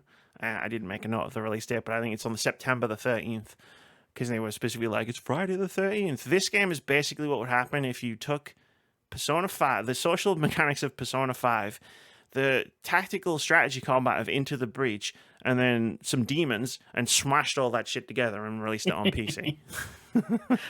I've had my eye on this game for a while. Citizen Sleeper 2, Starward Vector, the sequel to Citizen Sleeper. This game looks fucking incredible. It really does. It's badass. I'm so excited for this game. Unfortunately, it's not coming out until next year. Unbeatable. But I was getting a bit tired of the PC gaming show at this point, and then the Unbeatable trailer happened, and it like startled me awake. It's the only trailer out of all of these trailers that I felt the need to send to these guys over Discord to just say, hey, watch this. I just watched this. It's a rhythm adventure game where music is illegal and you do crimes. That's the tagline. And like, can I describe the gameplay? No, there was definitely gameplay in the trailer. Not sure I can describe how it works. Art style looks great. It looks like a high energy, hyperactive game. It looks like an arcade game almost, and I'm super into it. Like the trailer blew me away, and I loved every moment of it. Tactical Breach Wizards is like very funny. Like the trailer was very funny, and that's what's made it stick in my head. There's like the character who's like, what was I can't even remember the joke. It was like, oh, he can like make people remember stuff, but he can't remember his own tragic backstory. It was like that kind of humor in the trailer. You got like your four characters, like they breach and clear, like in Call of Duty, but it's a strategy game and they're wizards. And each character has like a special ability that also comes with a drawback. And it seems really cool and interesting, but I was mostly there for the humor. Generation Exile, which is a very interesting concept for a game. It's a city builder where you're aboard humanity's last siege ship. We fucked up the planet, it's true to life, I guess. And like they've blasted off on this spaceship, and now it's like, okay, we got to rebuild society inside a fragile ecosystem of inside this spaceship. But we've got to do it sustainably because, all we have is what's on this ship. So you don't go out and get resources from find trees to cut down or rocks to mine. It's like, we've got to use what we've got. And it's a narrative-based city builder. So you make choices that affect a narrative, and then that changes how the game progresses. So like they add this narrative layer on top of a city builder, and it's like, okay, interesting concept. I want to keep an eye on this. And then the last one is Rise of the Golden Idol, because it's Rise of the Golden Idol. Sure is. I don't feel like I need to explain any of that. Yeah, so, that's it. Just mic drop, and that's it. Yeah, and Rise of the Golden Idol, mic drop. That was amazing. Thank you for putting all that effort together, Amy. That was amazing to listen to. And I want to say, I highlighted tons more games, and then when I put it all together, I was like, I didn't delete some of these. I'm going to be talking for like 20 minutes. So I need to go and get a drink. Yes. So it's off time. No indie game of the week. You want an indie game of the week? There was like 40. Wishlist all of those games. I hope you were writing things down. I absolutely sure was. And I could see highlights going on while I was reading. I was like, I could see people copy pasting. I'm guessing things in Steam and stuff. It's good. Like, yeah, this is why I do this. I want to like highlight games that maybe people didn't see because they didn't see the smaller showcases, or because like things went by so fast in the showcases that maybe they didn't see them. So I just thought, you know what? There's things that stand out to me. I want to shout about them. And if you think this is the end of that, next week I'm going to be doing the same thing with Steam Next Fest demos. So strap the fuck in, folks. Let's go and do a halftime, and then Moody and Vitz can talk for a bit. Absolutely. Peace. Now you know why I described that middle section as, hey, look at all these cool rocks I found. Yeah. Because I was like, I found a lot of cool rocks. I deleted a bunch. So shiny. I specifically deleted ones that I downloaded Steam Next Fest demos for. So I was like, I'm not doubling up. So it's like, there's a bunch of games that really did impress me from Summer Game Fest, but I also want to try them. So I was like, I'm going to play them at the weekend, and then I'll come back and I'll be like, hey, look at this game. Look at these cool rocks I found, guys. 2 years in a row. It's going to be great. Anyway, the summer of gaming did not end with Amy breathlessly recapping 5 indie development showcases in 20 minutes. It sure didn't. No, we had an Xbox game showcase, which everyone was losing their fucking minds over. Yeah, it was an interesting one. So for all the, it's something that we spoke about offline beforehand, kind of thing. In terms of all of the kind of platform holders having, well, say all, for Xbox having a showcase like this, it's really hard to get into when you consider all the steps which have led us to this point. But I think that's true of any video game publisher and things like that. And this is not giving them an out or a break in any way, shape, or form. It's if you, dear listener, are super hyped about this game and wondering why we aren't up on the same level, just consider that it's also tinged with okay, so you've got all these titles from all these different studios and development houses. How many lives did you have to ruin in order to get to this? This is the context we're coming at this from. So yeah, it's like just for context. Me and Moody watched this together. Like we were in Discord together, chatting together, and it was like there's 3 points in this showcase where it's like Phil came on, and then Chris Booty came on, Matt Booty came on, even, and then Sarah Bond came on, and like they were all talking about like the passion and talent of the teams, and then every time they said something like Moody was just like, apart from the ones that you closed, and it's just like it's hot, like it's like not just Xbox, it's like big corporations in general. Like I feel like this is why I was like, yeah, whatever about the state of play the week before. Because it was a case of like, but like you closed all these studios. Like I'm looking at a trailer. Jobs. I'm looking at a trailer for like South of Midnight, and I'm like, cool. Like, how many millions of copies does this game have to sell for the studio not to go out of business? Is there even a number? Have you already decided to close this? Are you in a Hi-Fi Rush territory here? And it's like, when you've got that knowing at the back of your mind, it's hard to watch a showcase like this, and be hyped for it. It's like the showcase was good, don't get me wrong, and there was a lot of cool stuff that we saw, but it was hard to detach that from the events of the last few months for me personally. 100%. That's yeah, you're absolutely spot on. Like it's just, if you guys, if people do online like it, you enjoyed it, great, that's fantastic. I'm so happy for you and everything like that. But this was, it just had a bad taste in the mouth throughout all of it. Like, there's some great things shown on this. There's no doubt about that, which we'll get to and everything. But yeah, I was just like, every time I was just like, and when Bond came on, Spencer and Booty, I was just like, come on, no. Just no. Yeah, we as Moody might remember, like when Spencer came on after the Call of Duty trailer at the beginning, I was literally like, he was still talking, and I was literally sitting and going, for God's sake, shut up. At one point. And we weren't even like live reacting to it or anything. That's just my genuine reaction was, I wish he would stop talking. And like, there are a lot of good things that were shown there, and it was a good showcase, but it's just hard to get excited for Xbox based on everything with the layoffs at the beginning of the year, and then the studio closures later, and the complete nonsense words that came out of people's mouths during both of those periods. He works for Xbox. Yep. 100%. Speaking of games that were shown, though, Doom, the Dark Ages. The Dark Ages. You get a gun, and the gun's ammo is skulls. Yes. And you get a shield that's also a chainsaw. Yeah, it's coming to PS5 as well. Yeah, it is. Yeah, I mean, yeah. Like, it was a cool looking game. Like, did it stand out? Not particularly. Like, there's been 2 of these games before, but like the bar is high for Doom. So it's like if I'm looking at a Doom trailer and I'm like, that looks pretty good, then I feel like it's hit that high bar. Yeah. No, 100%. And I love what they're doing in terms of taking away just from that Mars space which they were situated in beforehand, kind of thing, and just exploring in terms of it doesn't need to make sense. In terms of, okay, Doom, he's in the Middle Ages now, and he's still fighting demons and stuff, but his armor has kind of era appropriate items to it. So he's got like a fur cloak to the outfit and all the rest of it. So yeah, absolutely. And the soundtrack was banging, and there's going to be more rip and tear. If I remember correctly, it's a prequel.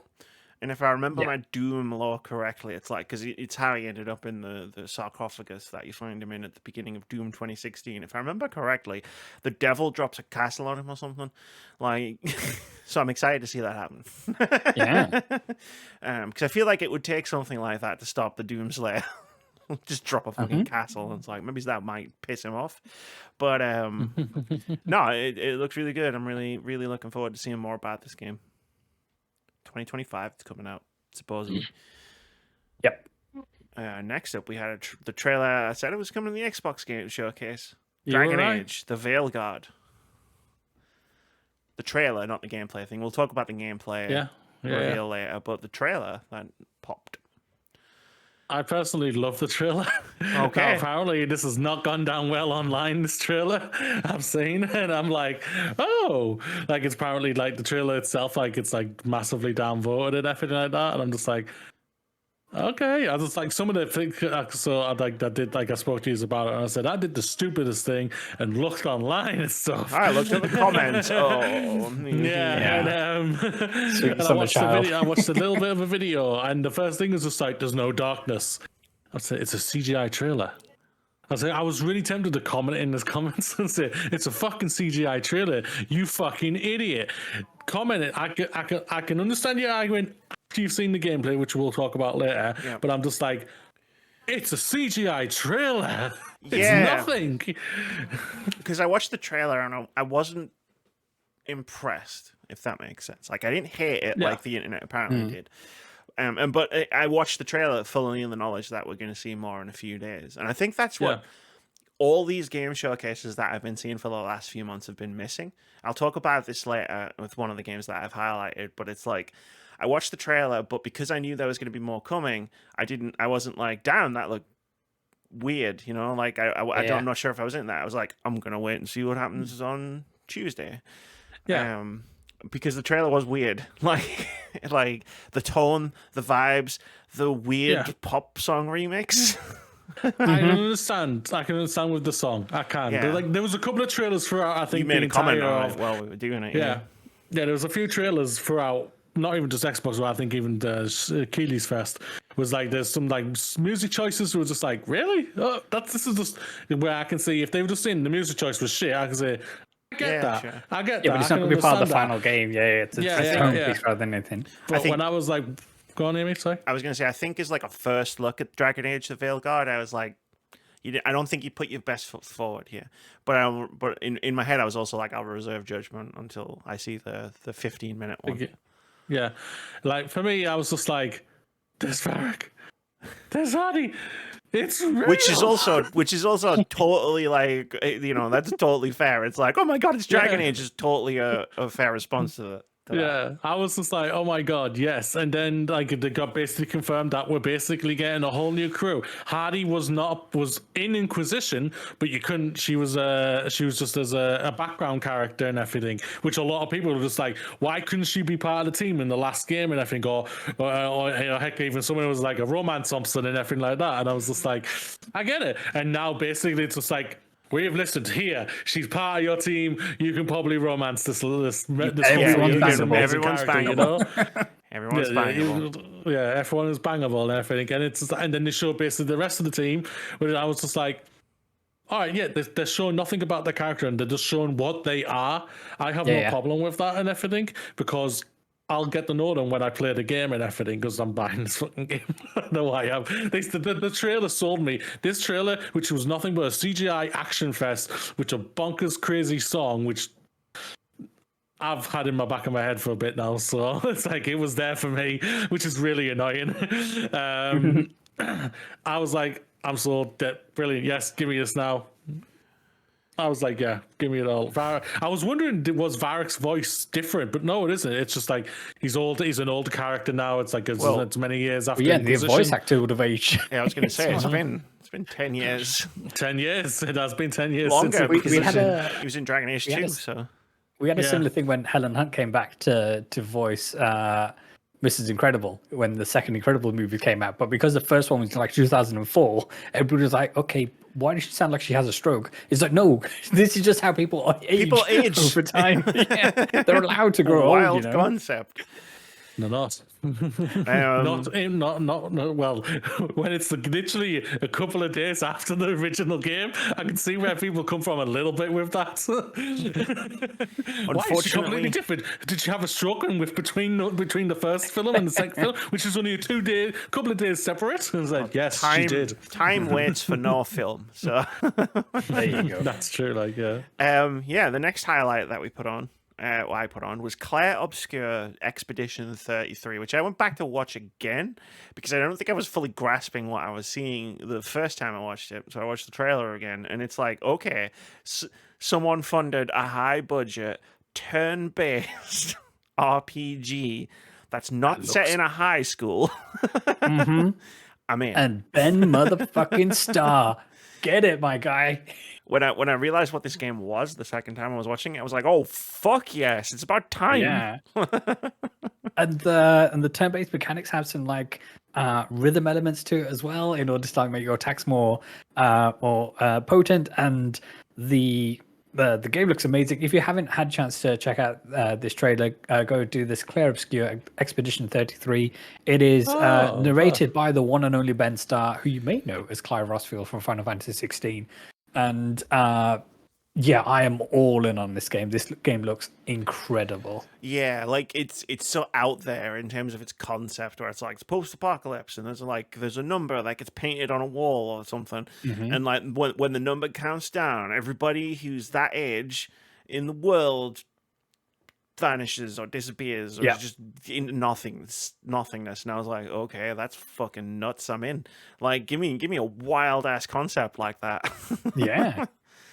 So yeah, like this one really popped out to me. Like the second time, the third, like again, I had to go back and digest it. I think. But yeah, no, that was cool.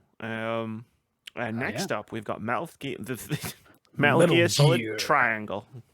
Yeah, Metal Gear Solid Delta. This is the first like gameplay look we've had at this game, and I think the team who are Konami working with at least have gone to great lengths to make it feel like how the original played. So in some of like Snake's animations of how they move through the certain spaces, a kind of one-to-one with how the original PS2 title played. And I just think it looked really interesting. They seem to be getting much of the original cast back. So David Hayter is voicing Snake again, and it looks amazing. As I say, it looks amazing, but the proof will be in the pudding in terms of how this game will actually to shake out in the end. But I just thought it was really good, and fans who are nostalgic for the original, they seem to receive this trailer really well with the different outfits. And as I understand it, there's going to be different visual filters you can apply to it, so you will get that yellowy green tint that was a part of the PlayStation 2 release. So yeah, the Metal Gear Solid Delta arriving at some point soon, because I don't think there was a date attached to this. No day. With Silent Hill remake, I wouldn't be surprised if this is next year. Yes, personally, that makes sense. But yeah, no. The next game. What a thrill! what a thrill. I said that while we were watching it. The next game highlighted, and weirdly not by me, Sea of Thieves Season 13. Yeah, who did that? It was me, because more of it's like, so I remember, so like, before all of us will remember, like, the absolute bonkersness towards Sea of Thieves that it was when it first came out and everything. And I think a lot of people, I remember a lot of people like saying, this game's going to be dead, it's going to die, it's in everything. This is on season 13. Woman stood against that tide and was proven correct. Yeah, it's on season 13, and and also like when it was moved over to PlayStation, it became one of the best-selling games on PlayStation that month, which is just incredible to hear as well. So I'm more just like so happy to hear this for the team and everything. You know, like they took a risk. They did. There's no doubt about this game was a massive risk, but they've worked on it and built on it, and it's just like, yo, Microsoft, or should I say Phil Spencer, why couldn't you give those other 4 studios that type of benefit of the doubt? Because you've given this team, Rare, nothing but the benefit of the doubt to give you a great looking game. It is really weird when you hear the things that Phil says, or rather what he doesn't say, and you read between the lines of Tango Gameworks, his card was always marked because they were never, well, my read at least, is they were never in Phil's plan when it comes to, okay, when we acquire all these studios, we're going to clear them out anyway. So regardless of what Hi-Fi Rush did, they were going to get shuttered anyway because it just wasn't in the grand game plan. Regardless of all the noise we were getting out of the C-suite of saying, oh, it met every expectation that we had for it. We couldn't have asked for any more, that kind of thing. So it's kind of good on them for Sea of Thieves for sticking it out. Sea of Thieves was good, actually. You knew. Sea of Thieves was good, actually. This guy. We should go back there. We should go back to it.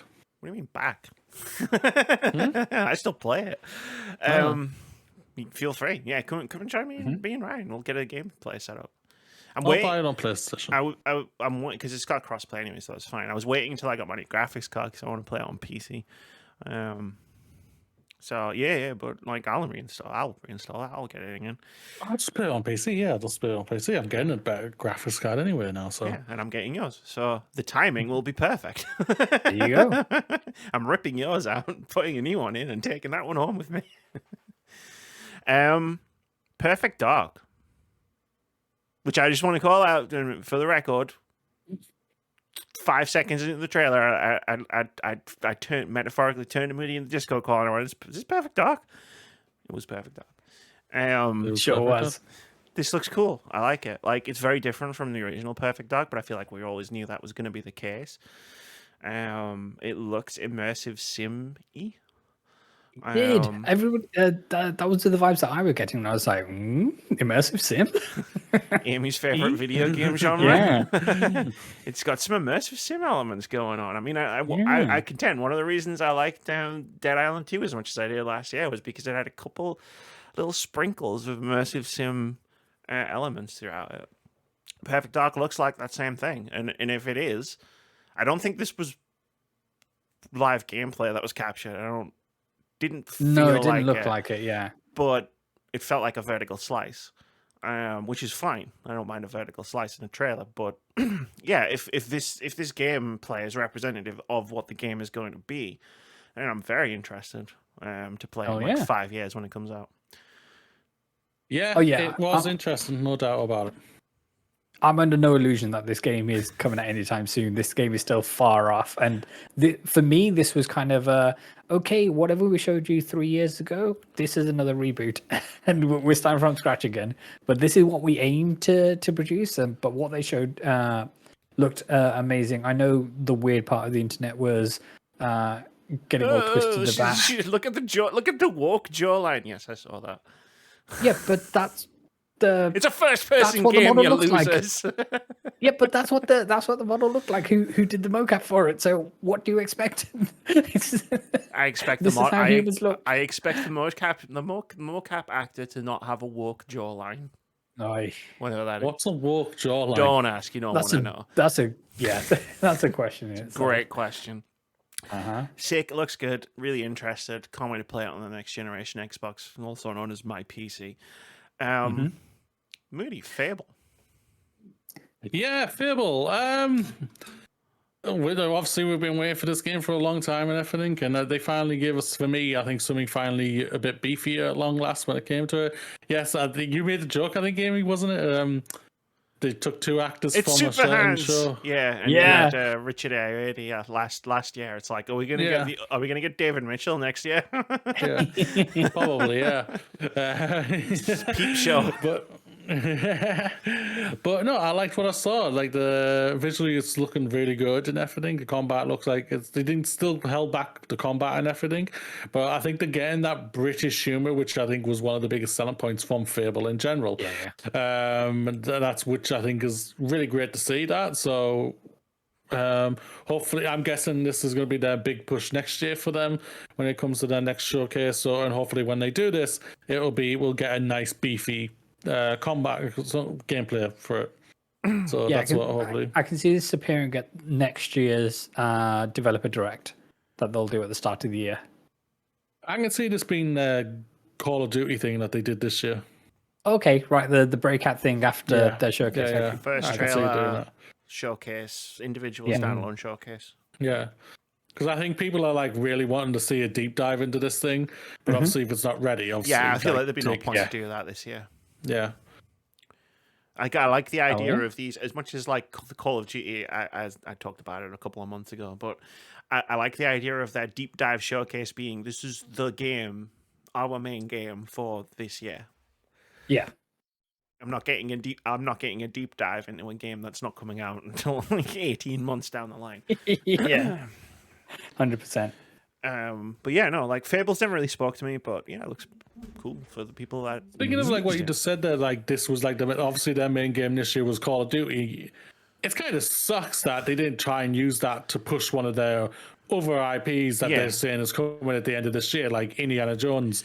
And you mean like how Call of Duty is going to sell bajillion copies if they did nothing at all? Like, yeah. They didn't need to. I stand by. They did not need to do a big thing when it came to Call of Duty. It's the argument I made a couple of months ago when they announced the Call of Duty showcase. It's like, I don't need a Call of Duty showcase. I know exactly what that game is, and I know you're not going to change the formula enough for me to have to sit and watch it for 30 minutes. So why not do it for Indiana Jones or any of the other games that you've got coming out this year?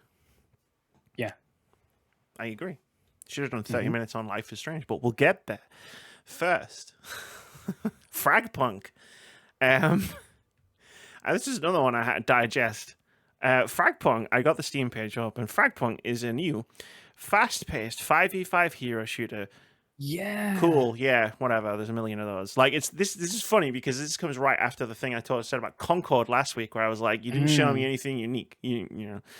Fragpunk, on the other hand, with much less time, stood out way more because it's a 5v5 hero shooter with power-up cards that change the rules of each round. And like these cards were fucking nuts. Yeah, the way they would snap them or activate them, and then one of the cards had like big head mode, which is funny. Yeah, which, as you would imagine, not only made the other team's heads big, but also increases the size of the hitbox, so they're easier to hit as well. So they have actual kind of mechanical methods of influencing the game. So one of the cards made the world flip upside down, and yeah, it's just really, really interesting. The art style, I mean, it flashed a couple of character screens up above, so I didn't have time to absorb all of that, but. Yeah, if there was a hero shooter out there, then this was the one that grabbed my attention. Like, yeah, it's been a while since any kind of online game like this has really popped off and like caught my attention. But like this did. These shard cards, they're called apparently. There's going to be over 70 of them that you pick between rounds. And cards amplify jump height, reverse the roles of attackers and defenders, engulf your bullets in flames or turn them into chain lightning, and may even resurrect you and your team. And that's 5 out of 60 out of 70, so there's only 65. But yeah, like this trailer really spoke to me in terms of I might actually try this when it comes out. Hell yeah. And next up, Mixtape, which I highlighted, but I'm pretty sure everybody in the call would have highlighted this. Like the vibes on this game were immaculate. Yeah, so This is by forgive me if I'm getting the name wrong. Is it Beethoven Dinosaur or Beethoven T-Rex, the name of the studio? But this is the team who bought you Artful Escape, and this is their follower, and it looks amazing. It's a coming of age story about this group of teenagers who are just about to, as I understand, graduate high school, or and trying to figure out what the next stage in their life is, and it's that last summer that they have together, and as they listen to music, they go on these psychedelical adventures, and there's going to be sections between them where you go skateboarding downhill, and it all looks serene, and it looks amazing, and I can't wait for this game. I agree. Yeah, this was like amazing. This was one of the big standouts with a couple of things in the Microsoft showcase. So I was like, yeah, I really, really enjoyed what we saw of Mixtape. Yeah, Mixtape looks so cool. Like the soundtrack, like again, like brilliant. Like when they listed the bands that were going to be in it, I thought like they're going for a specific mood. They're getting it, like a bunch of different types of gameplay. And again, it's like that coming of age road trip story, and it's like I would like to see more bigger games with less violence. Yes. So I'm always grateful when I see a bigger game with less violence in it. Maybe that makes me sound old and out of touch. Don't get me wrong, I love fucking killing things in video games as much as the next person. I just played Alan Wake Night Springs. But yeah, dear listener, we love a bit of murder. I love a bit of murder. But you know, when all I see is murder for hours upon hours straight, it's like But a big teenage coming of age story looks good. I will say though, that's a CD, not a tape. Come on, guys. It's in your key art. It's your logo. Can we get that right? Anyway, apart from that, fix that, and then 10 out of 10. And then I left this one. I was going to highlight it, and then I thought, nah, this is for somebody else to highlight. Life is Strange Double Exposure coming October 29th. Didn't expect we would see this after obviously what we talked about in a few weeks ago with Deck 9 and everything, but like to hear that they are doing another one, another Life is Strange, and it is a sequel of an old character. That just, you said it during our call. I did. It's like that's Max. Yeah, but also I think he said, "Oh, this means they could do True Colors again, or a sequel to that of those characters," which I'm just like, yes, please. Yeah. please do that. But no, yeah.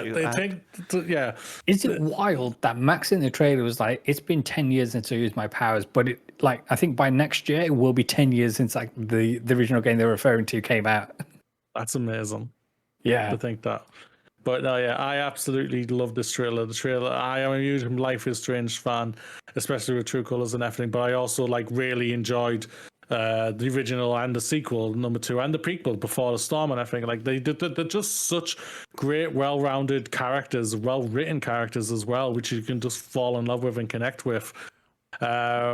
I'm very intrigued to see where Max's story is going to go next. I'm intrigued to see. This is an obviously clear direction. Like they decided, the one where Thingy dies, that is the direction. That's the canon ending, yeah.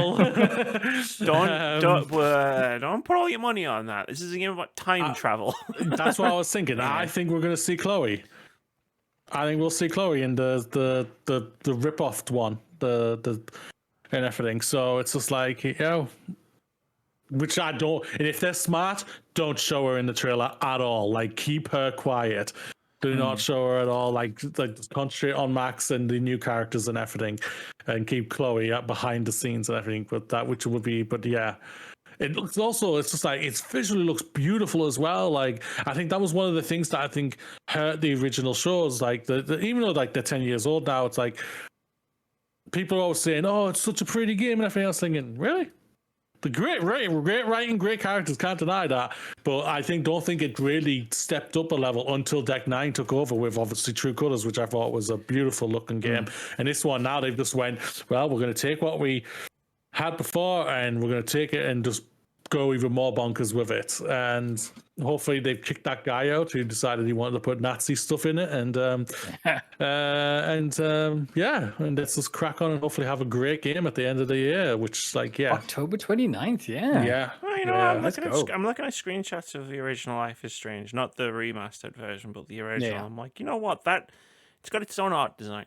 It looks good. I didn't mean it in a bad way. I do apologize if in that way. I just like when everyone who I always spoke to said it looks like it was like freaking 10 out of 10 and everything, and I don't believe it was. It has its own style, which was really, really good. But this one, I think they're mixing in like great looking, great visual style, but also going to hopefully back it up with a great story and everything. So yeah. Indiana Jones and the Great Circle. I know I why really it's called enjoyed the that trailer. Yeah, I really enjoyed the trailer. I won't lie. Like it felt like it was just a fun indie trailer. I'm worried for this game in general. Like not because of the developer and like Machine Games, they're a great developer. Like they've pumped out some great games and everything. Can't fault that. It's just indies and IP that is very tainted right now. Like, and that was before the last film that came out last year. And last year just amplified it even more. So I didn't know they're different mediums. I can appreciate that.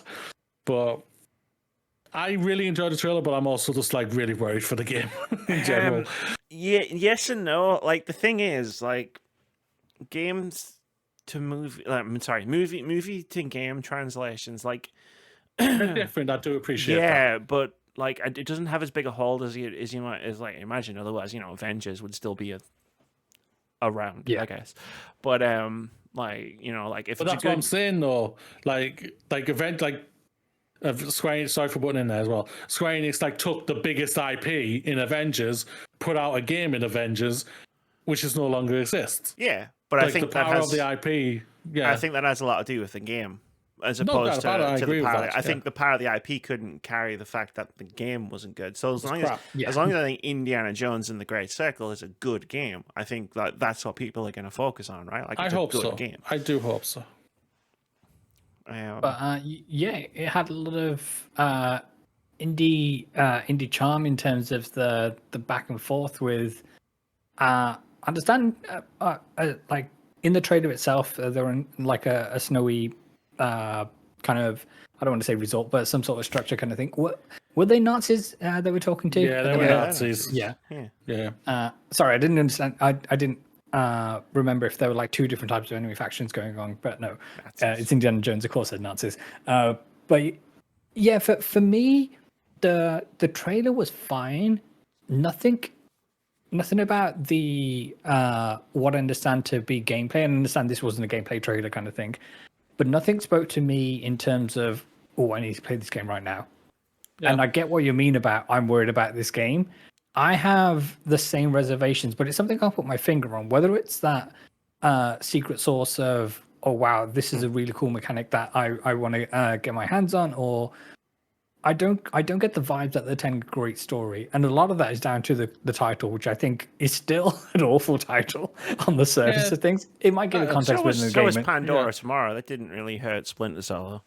Yeah, true. Like the thing is, the for me, that like I stated it when I spoke to it when we were watching it, I still can't get along with it being first person.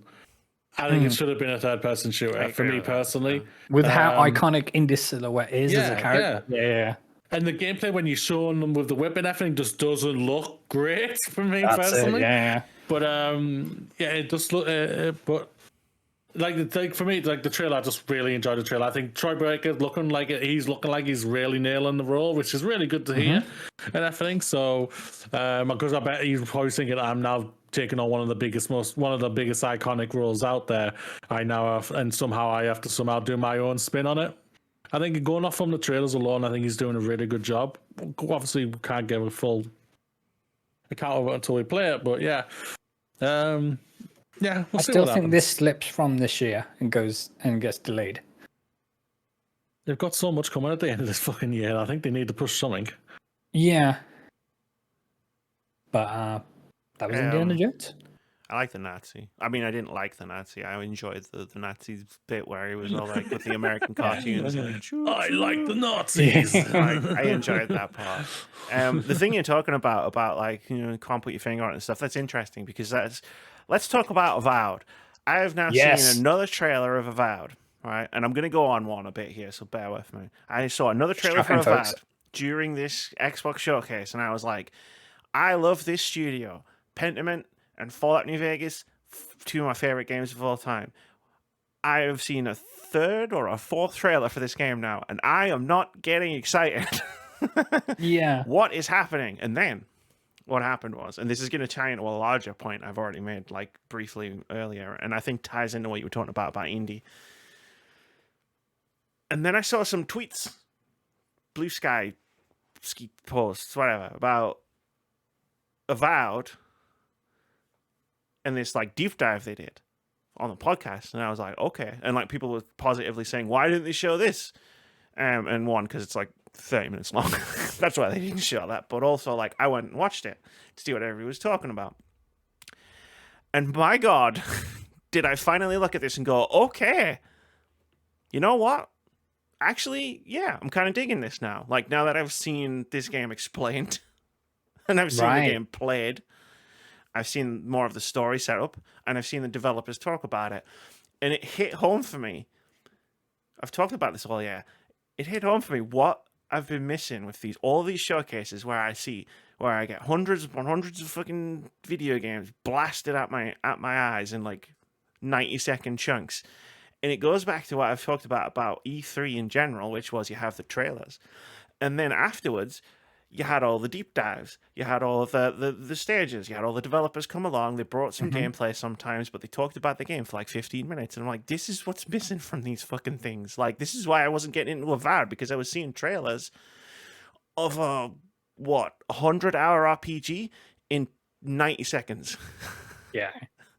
And I think it's interesting about the Indiana Jones thing, where it's like there's something not clicking for you. And it's like, I wonder if they did a deep dive on it.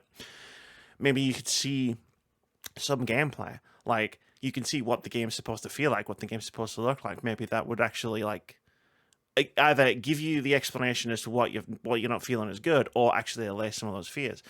And just give some context as to yeah, right. Because there was a game trailer that came up before Avowed called Wu Chang Fallen Feathers. In years past, I would have been like, all right, cool. Like, let me check out this thing that's happening on Wednesday, like to see more about this game. There is nothing happening on Wednesday, no more about this game. This is now just a contextless name on a screen that I don't remember. Other than I think I nodded when it was on, like, okay.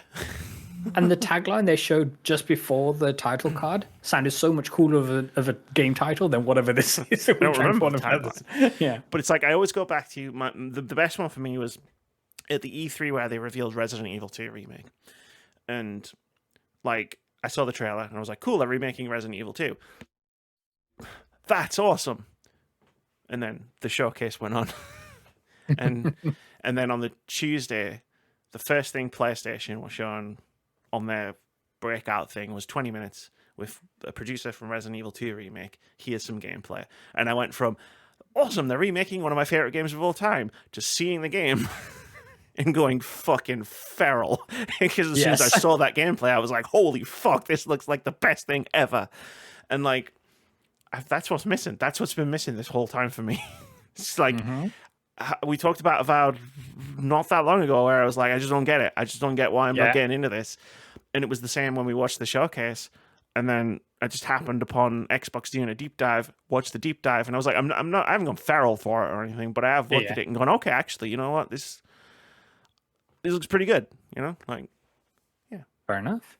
But yeah, it does make me think of how many people actually stumble across that, because from what I've seen, they haven't done a great job promoting that there was a deep dive at all kind of thing. And how many people are just going to go away with the impression of, Yeah, which I've been doing on for like 18 months or whatever, however long it's been. And it's just like, I feel like one needs to exist with the other one, where even if you don't sit down and watch all of these things, you hear me going fucking crazy about Resident Evil 2 in the gameplay I've saw, which is generally, you know, what used to happen on the podcast. But like, you know, it's like, you don't have that anymore. So we all watch the same trailer and we all go, meh. And then Wu Chang Fallen Feathers completely falls through the cracks. Whereas maybe that's a game I might be more interested in if I could see more of it. But you've got to keep these showcases tight. Anyway, that was my TED talk. That was why I highlighted it. The game actually looks pretty good once you see the game. That's the thing about it. This is where, like, I know a lot of people are saying, like, the Xbox was a great showcase. A lot of it's CGI trailers. A lot of it is CGI trailers, not a lot. And so even though they show a little glimpse of gameplay, that's nothing. That is literally nothing. Like, well, I think you're right, Amy, on the part of like having deep dives and everything. Go, freaking, like they could have cut a lot of this and had like 5 or 6 deep dives on the big games that they're coming out this year, and then have that one more thing which is obviously which was Gears of War at the end of the day, type of thing. Like they really needed that. What I think's wild is they've done this. So the Avowed deep dive was on one day, and they've done one of these every day this week. And I didn't know this was happening until I just randomly stumbled across it on Bluesky. Why wasn't this in the show? Hey, by the way, Monday to Friday, we're doing this. Like, come check out deep dives in these 5 games. Or just have like a ticker that goes at the bottom of the lower third of the screen to say like, hey, you like Avowed, you want to go and see this later? Like a lot of the showcases, the indie showcases I was watching, they'd flash up a thing where it would be like, hey, you can play a demo of this. Like, just bang. Like, didn't even say anything. It just did, the little thing popped up, so you knew there was a demo.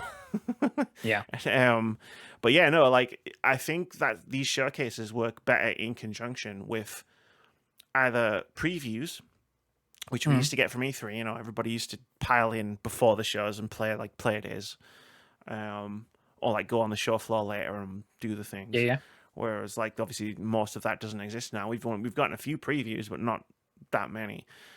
Or from, hey, here's 3 days of developers on stages talking to people about their games, and maybe you'll see some gameplay from a lot of them.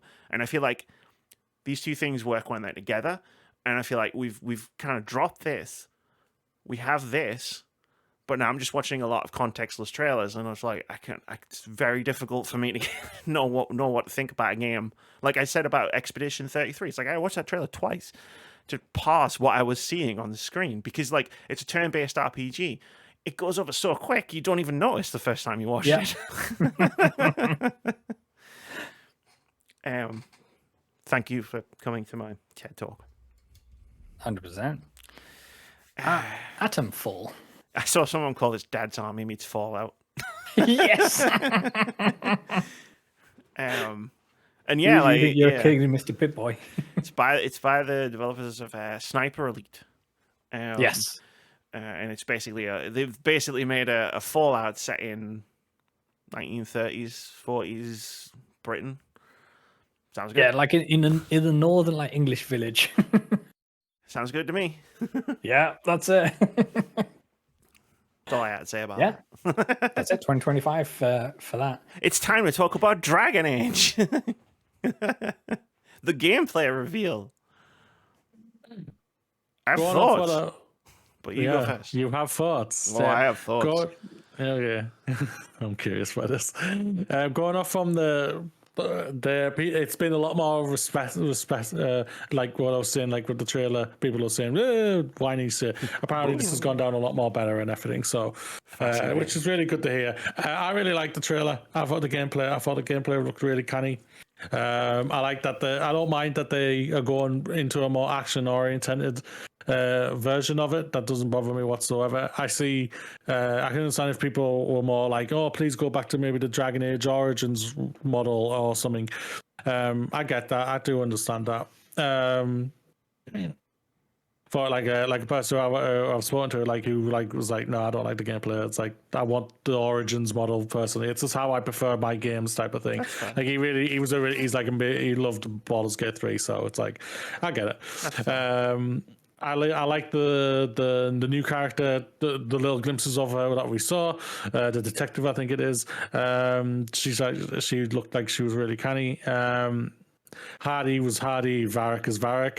It was very interesting that it's Varric trying to stop Solus. Obviously, because like with the Inquisitor, as the Inquisitor from the last game, Like you can romance that guy. So I'm very curious I'm very curious to see what have they done with the main character from the last game. Has that person just gone off and just went, I'm gone, I'm finished, I'm going off to go somewhere else, I've sailed off into the west. Yeah, basically, yeah. But like all of the other protagonists. Amy, you got a question? I don't have a question. I want to interject. This isn't my thoughts on the gameplay trailer. Just when you were talking about Varric is Varric, like, so this is this is like the opening mission of the game. It sounds like it, yeah. Varric's gonna die. Yes. Yeah.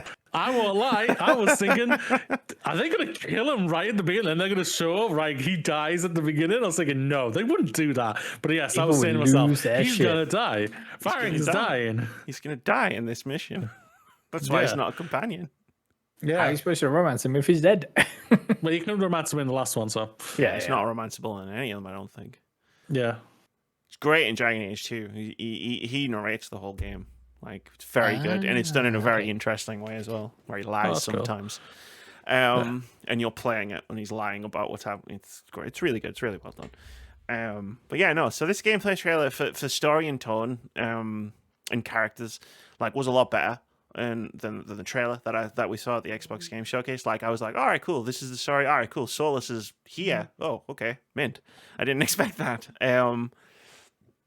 The city looked unbelievable. Yeah. I loved the look of the city so much. Now, for a gameplay perspective, I don't think the gameplay looks bad. I'm just gonna say that. And I'm not someone who, like, you know, like, I like Dragon Age Origins and I think the gameplay was great in that. Like, they're not gonna go back to it. That's fine. I knew that going in. Like, I'm not here to say, like, oh, I think it looks bad because it's not like Origins. I think it looked boring because for some reason they decided to showcase the gameplay from level 1. I don't understand why they did that. It's like, if I'm showing a role-playing game off, it's like, I want to show all these different cool options and things that you can do in the game, and it's like the guy had one power. Yeah, I think so it was just auto-attacking. And it was just like, again, I don't think necessarily that the gameplay looks bad. I just think that they could have presented it in a way where it's like it looks a bit more dynamic than it did. Forward, yeah. I get that. I'm guessing they're going to do another deep dive at Gamescom. That would be cool. I hope so. Like, yeah. Again, it's not like I'm critiquing the game going, wow, that looked bad. I'm just like, why did you show that? Yeah. It's the interesting choice. Yeah, it was a 100%. choice. And it was like, oh, like, and even then when it's like they bring up the thing when you've got party members and there's a note on the screen saying, later in the game, you'll be able to control your party members. And I'm like, why didn't you just show a part of the game where you can do that? I don't understand. They made a conscious decision just to show what they showed. Obviously, the preview people, they've seen all of the whole thing. Yeah. Of what they showed, because we just got things chopped out and everything. Yeah. Apparently that's like gone down really well with all the journalists and everything, which is really good to hear and everything. Yeah. I think the idea of the combat and the way it's set up looks good. That's why I'm giving it the benefit of the doubt now. It was just like from the things that my eyeballs saw, I was just like, it looks really dull. But I know why. I'm curious of how many people they're going to have in the team, because like Inquisition, Inquisition you could have 4. Yeah. But I was curious, have they knocked it down to 3? Every Dragon Age you could have 4, but I think they confirmed it either before the gameplay reveal or before the showcase. They said 3. Oh, interesting. Yeah. Boo. Yeah, boo indeed. It's gone full Mass Effect. What is this, Mass Effect? Come on, guys. Yeah, which I have no problem with. Like I was saying, like the make person it 6. Fuck it. Yeah. I want a party RPG where I can have my entire party with me. Oh God, no! That just sounds too much. No, because then I don't have to make dumbass decisions about who to bring with me on each mission. Then oh no, I brought the wrong person. This person. If you brought this person, they would have had unique dialogue in this situation, but you didn't. You fucking idiot. And I'm sitting there going, what am I, fucking psychic? Like, how was I supposed to know I'm supposed to bring this person with me? Just let me bring everyone. Yeah, but I just loved what I saw. I was just like, yes, I'm in. Fine. I've Bluesky. I've tweeted up on Bluesky. I was like, I'm home. I felt home. Yeah. Like, I felt like, oh my God, yes.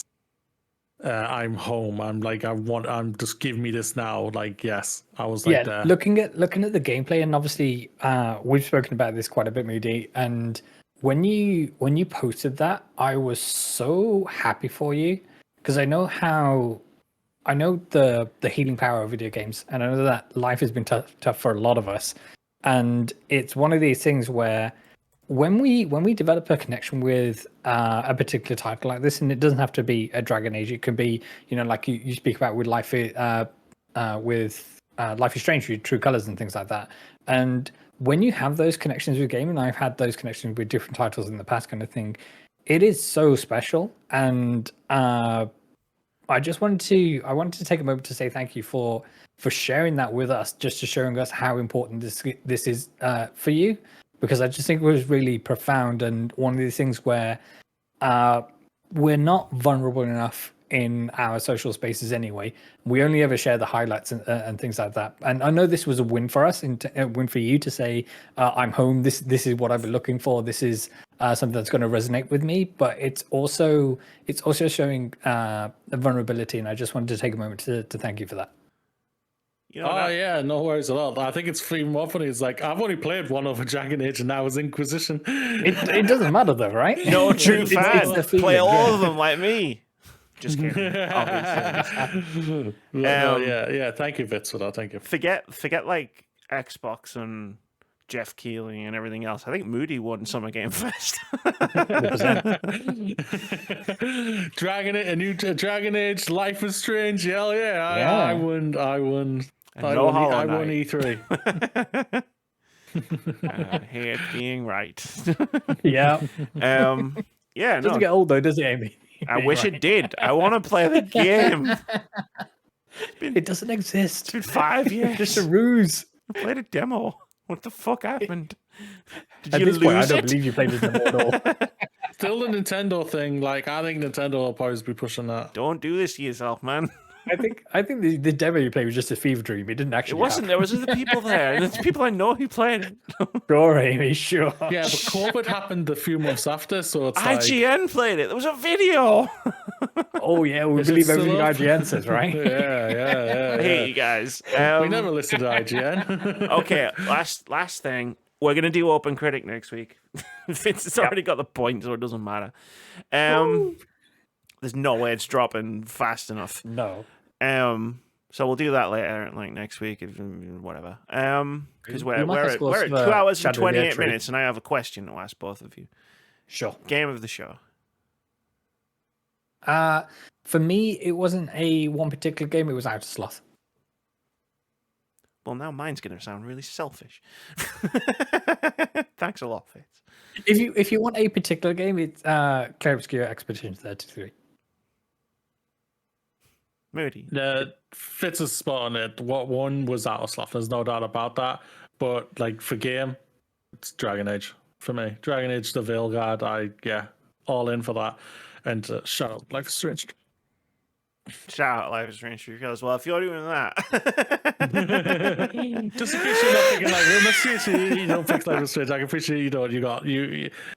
There's a lot of great games out there. So. Oh yeah, like I think for me, the thing I enjoyed seeing the most of the show was Perfect Dog. I know it's miles away, but we got a nice deep dive into it. And shout outs to Screenbound and the Crush House. Yeah. How bad is it that a game that's and the mountain climbing game, Ken. How bad is it that a game that's still a few years away got a bigger deep dive than Fable and Indiana Jones? And Indiana Jones that's coming out this year. Allegedly. We'll see. Technically right now still coming out this year. That's kind of crazy. Right, I'm cutting us off before we go over 2 hours and 30 minutes. That's going to do it for episode 407 of the Words About Games podcast. I hope you enjoyed all of our thoughts about the summer of gaming. Thank God this only happens once a year. The next week is going to be a weird podcast where we're going to have to record it early because of travel shenanigans and whatnot. So I know part of it is going to be Steam Next Fest impressions from me. I won't say them quite as rapid fire as I did with the indie games this week. We'll figure something out for the rest of it. But Moody, play us out really quickly.